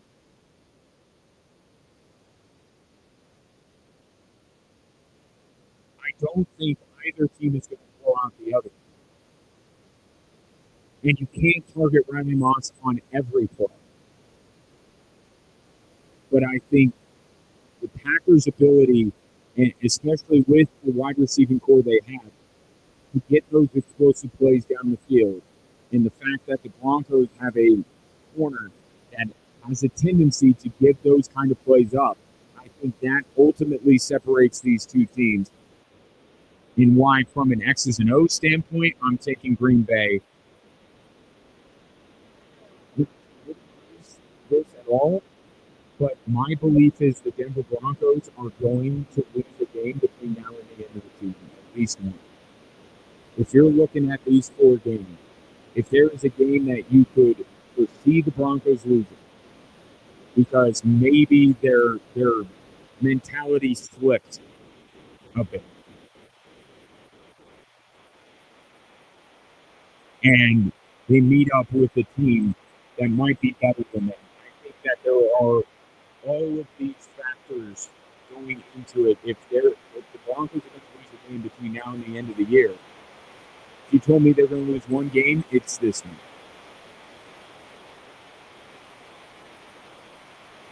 That's not something I can quantify. That's just a feeling I have. But in terms of what makes the difference, ultimately, I think for the Packers on Sunday, and they're going to be looking for the explosives more because Josh Jacobs is at least not going to have the workload he normally does, if he plays at all. And that's going to put even more on the Packers throwing the football. But I think they have the ability to hit enough explosive plays, beat the Broncos defense, and win this game on Sunday. 719-24-7. 13-13. Take your thoughts on the 3 stories that are driving the show. Coming up next, the latest with now former Michigan head coach Sharon Moore. Just absolutely chilling details presented in court today.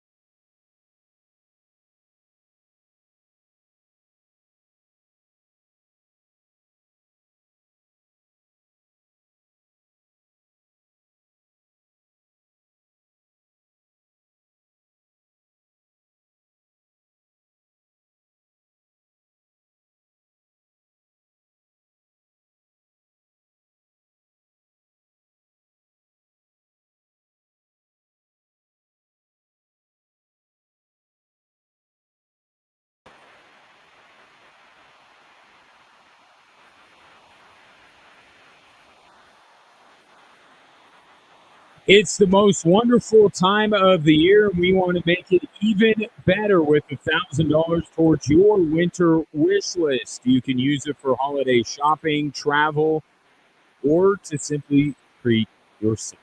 Enter this national contest at extrasports1300.com for a chance to fulfill your winter wish list. Sponsored locally by Level Up Falcon, weight loss, hormone therapy, and IVs. Level up your health.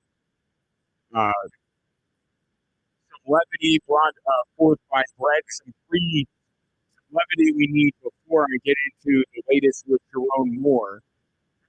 Brett first sent me a picture of Yukon Cornelius from the Rudolph movie, saying he saw my doppelganger today. I have more hair at the top of my head and less hair on my face than Yukon Cornelius. There was a time where you could say that I've tried to keep the beard a little bit more trimmed up.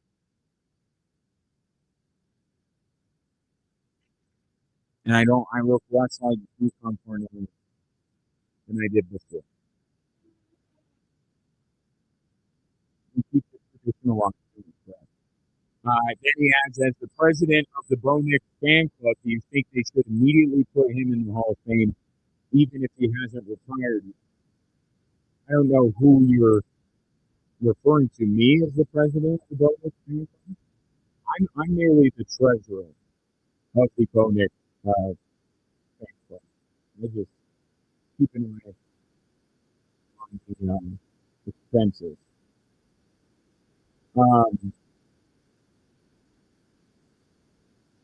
I don't know. One day, who knows? That is a good segue into this, though. Not the Jerome Moore,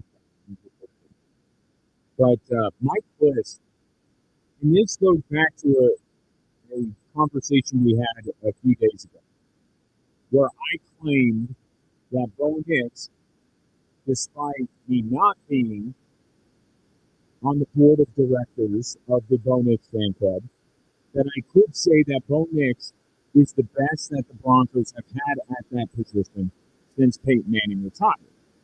And one of the names that was brought up pushing back against my claim, albeit I thought it was not that controversial. I mean, it's been not good, as you remember, after Peyton Manning. But somebody brought up Russell Wilson. And I think pointed out his first season under Sean Payton as why Russell Wilson is better than Bo Nix. And I didn't agree with that. I think you got to take the whole picture, also take into account the eyeball test. Right? And you have to give credit. I'm not saying you attribute wins to Bo Nix, but he has been a part in contributing to wins in a way that no quarterback has done since Peyton Manning. And that has to count for something. Don't give him all the wins and put those on his resume.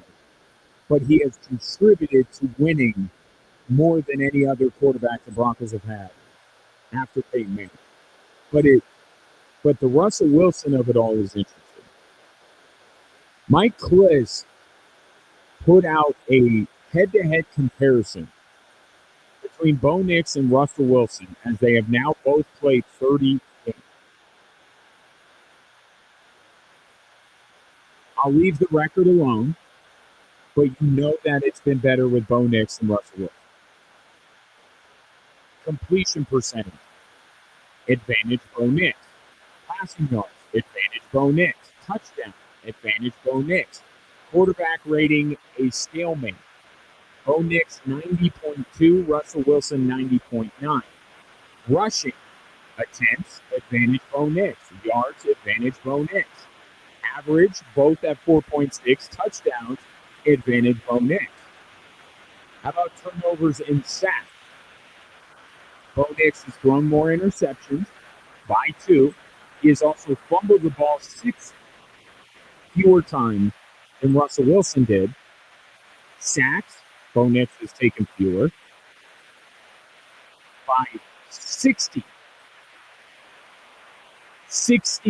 fewer sacks than Russell Wilson took in his first 30 games as a Denver Bronco, which is a big reason why Russell Wilson is not the Broncos quarterback anymore. There is your most apples-to-apples comparison that you can have with Bo Nix and any one of Peyton Manning's whoever followed, I was going to say predecessor, that's before. Anybody that has followed Peyton Manning, this is the most apples-to-apples comparison. Bo Nix has contributed to more winning, and he has a higher completion percentage, more passing yards, more touchdowns, more rushing attempts, more rushing yards, more rushing touchdowns, fewer turnovers, and way fewer sacks. Bo Nix is better for the Denver Broncos than Russell Wilson. I think, courtesy of Mike Cliff, that case is closed.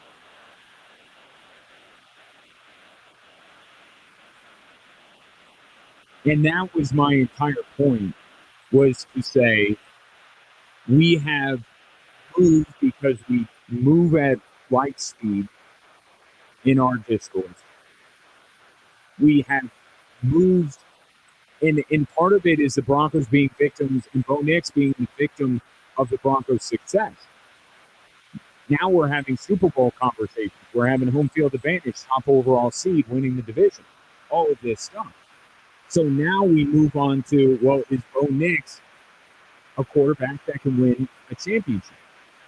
But we kind of glossed over because the Broncos have won so quickly with Bo Nix and won so much with Bo Nix that we kind of didn't have the few weeks to a year where we're talking about whether Bo Nix is better than his predecessor.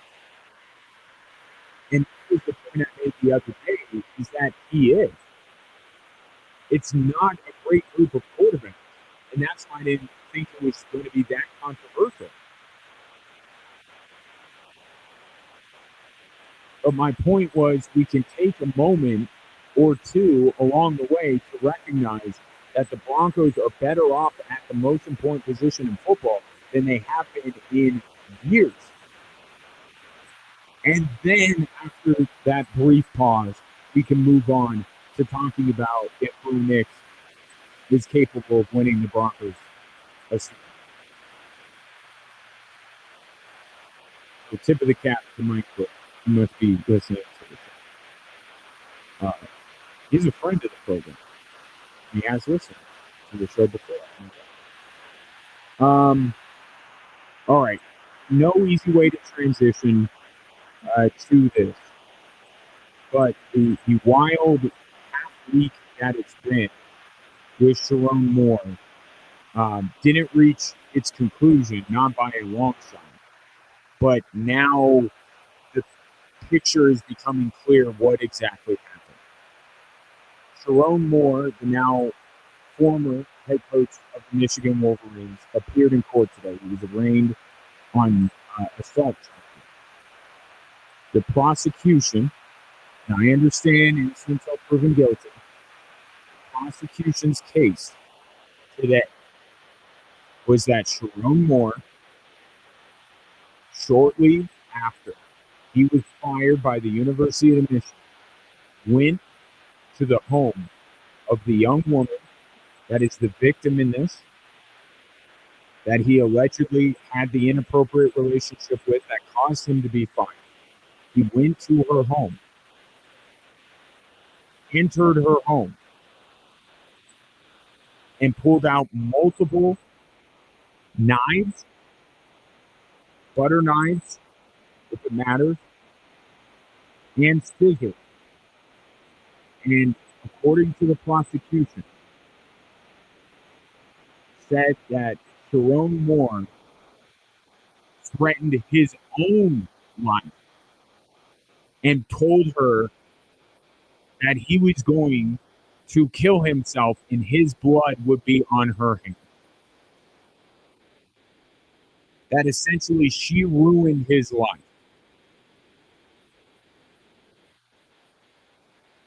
So the charges, third-degree home invasion, which is a felony, that's going to be the big one. That if he's charged with, he's going to spend a lot of time in jail. Stalking and breaking and entering, or entering without breaking. He was released on $25,000 bond, and his next hearing is January 27th.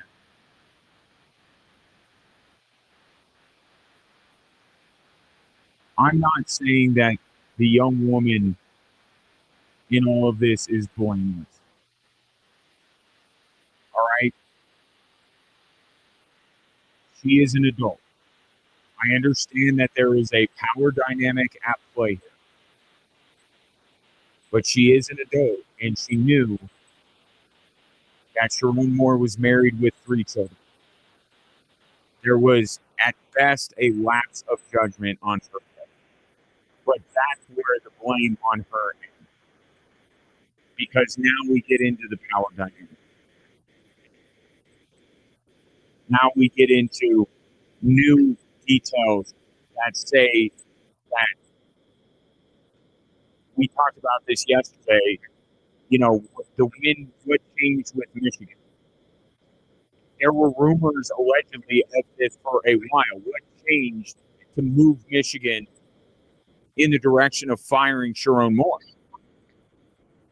It was the woman coming to them and admitting that this is all happening and providing proof. So, Brett, your unwillingness to read the conspiracy theory, it looks like you may be proven right in all of it. Now, did Michigan look hard enough? Did they? There are going to be lingering questions, certainly.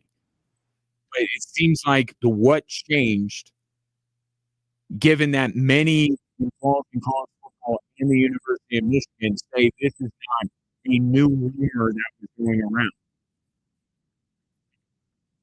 What changed? The woman came forward. Why? In large part, Sharon Moore fired.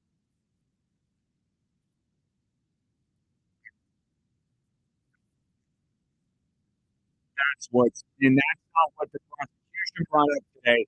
That's just more reporting that has gone on today as far as how this all came to be.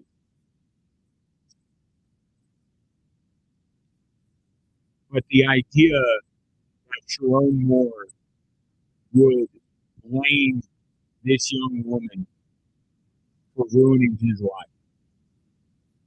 But she has a part in this. She is not blameless. But come on. She ruined your life? No, dude. You ruined your own life.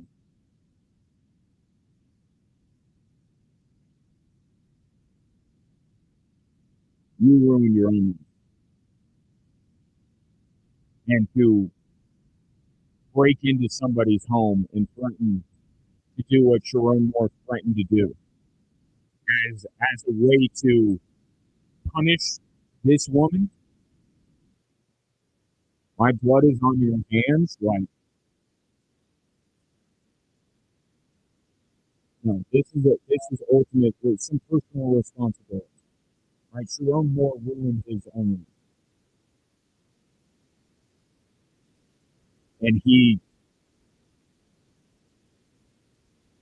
took his firing the worst way he could have and put this young woman in an incredibly scary and dangerous situation.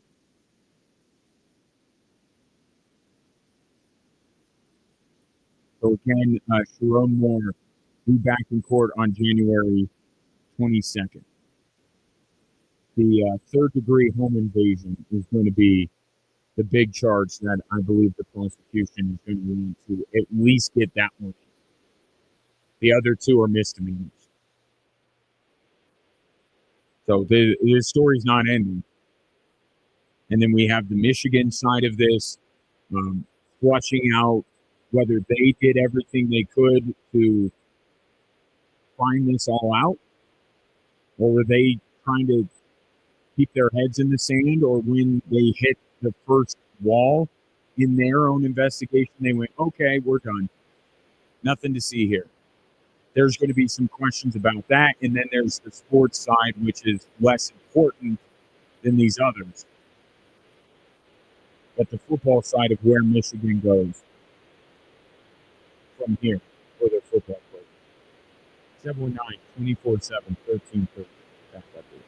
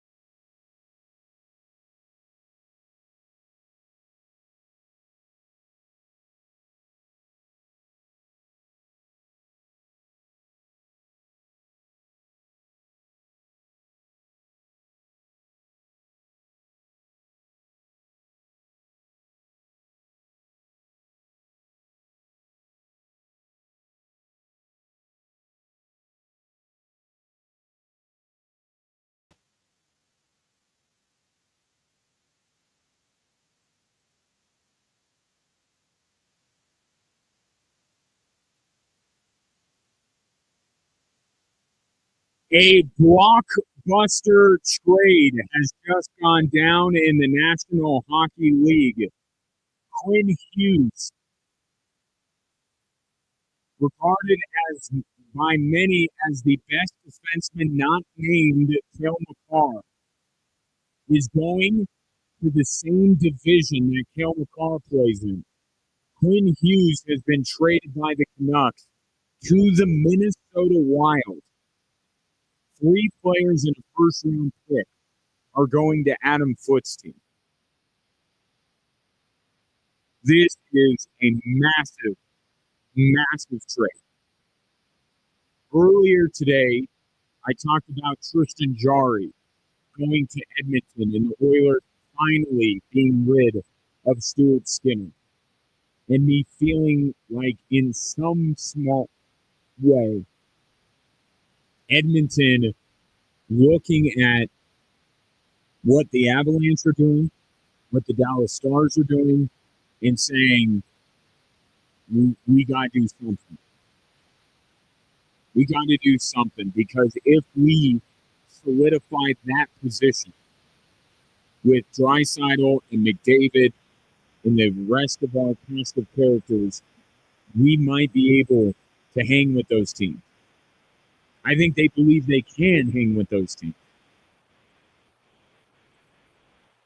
I have to think that Minnesota, that is even more the case. Minnesota has played great hockey lately. Great hockey. They can't make up a single bit of ground on Dallas and Colorado, because those two teams just aren't losing. And if they lose, they don't lose in regulation. So they at least pick up a point. Minnesota right now is sitting on 39 points. If they were in the Pacific, they would be tied for the divisional lead with Vegas. But they play in the Central, and they are 8 points back of second and 12 points back of first. The Minnesota Wild are 7-2-1 in their last 10. By any measure, that is great hockey, and they can't get any closer to Dallas and Colorado.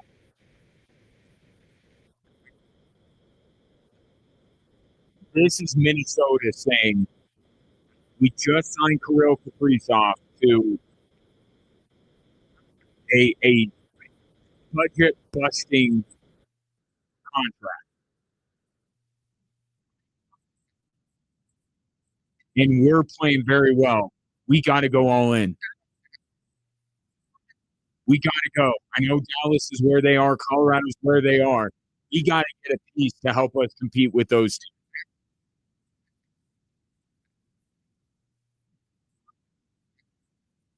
You could already argue the 3 best teams in hockey reside in the Central Division.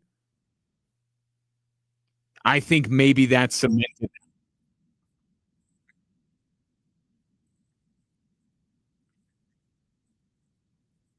I think at this point you have to put Minnesota with the addition of Quinn Hughes above Vegas. Now, don't get me wrong, Vegas is still a very good hockey team, an elite hockey team. But there are like 2 levels to elite in the NHL right now. There's Dallas, Colorado elite, and there's Minnesota, Vegas elite.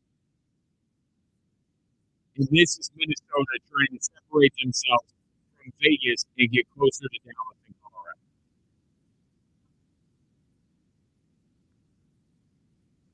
But Quinn Hughes on his way from Vancouver to Minnesota. And now the center of the hockey universe resides in the Central Division with the way Colorado and Dallas and Minnesota have been playing, and now Minnesota adds Quinn Hughes. And don't forget, too, Connor Bedard has the Blackhawks looking better than they have in years. That is a huge, huge spread. Central Division just got even more fun. And if you are, I mean, Winnipeg can talk themselves into when we get back Connor Hellebuck, we'll be okay. But they got 29 points. One rough week and another Avalanche-like week, and the Avs could be doubling up the Jets. And the thing is, prior to Christmas or January 1, you got to be in the position that you want to be, right? If you're going for a division, if that's your goal, you got to be within striking distance of the division. You know, the St. Louis Blues of all those years ago are the exception that proves the rule. You can't turn it on when the calendar turns and expect to go from, you know, not even a wild card team to battling for the division. So I don't know that Winnipeg, even with Connor Hellebuck, is in the position that they need to be in.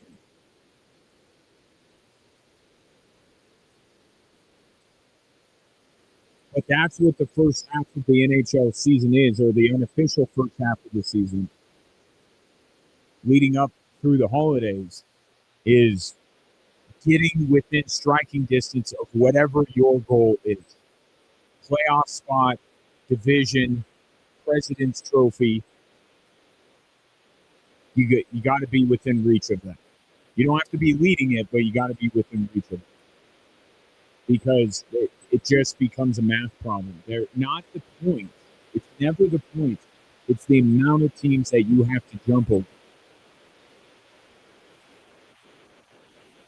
And right now, the Jets would have to jump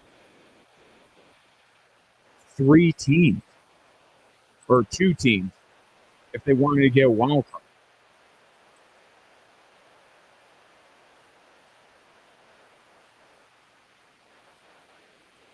Well, wait. You have to do. No, it'd be more than that. Avs, Stars, Wild, Golden Knights, Ducks, Kings, and then you'd have 2 wild cards, which would be Edmonton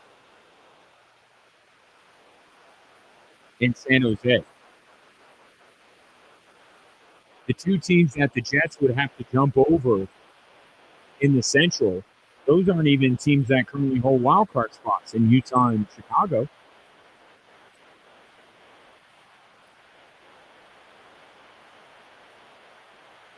But at any rate, getting back to what this is about, you have the Stars and the Avs pulling away from everyone, and you have 2 other teams that liken themselves to be contenders making significant moves today. The Oilers trading Stuart Skinner for Tristan Jarry. It's a little bit of a wing and a prayer here. It's more of an addition by subtraction, a change of scenery bet that the Oilers are making. Tristan Jarry isn't the goalie equivalent of Quinn Hughes. But this is Edmonton making a move to try and solidify themselves and get them back in the conversation with Dallas and Colorado. And in their own division, you have an even more significant move with Quinn Hughes being traded from Vancouver to Minnesota for 3 players and a first-round pick. This NHL season's been fun. Already has been. That is all I got for you. And in the show on a high note, we get a lot of breaking news during the show. But we'll have to leave it there. Again, congratulations to Dylan Arocho, the outstanding basketball player from Harrison. He is our Extra Sports Athlete of the Week. Look for me to get Dylan on the show here in the near future. Don't forget to submit your nominations for next week at extrasports1300.com. No Air Force hockey tonight, as you might come to expect. They are done for the holidays. There will be Air Force women's basketball tomorrow afternoon. If you would like to join me, I'll have their final non-conference game right here on Extra Sports 1300 with coverage starting at 12:30. Big weekend in the NFL. We'll be back to talk about it all, most notably Broncos and Packers Monday at 3 here on Extra Sports 1300.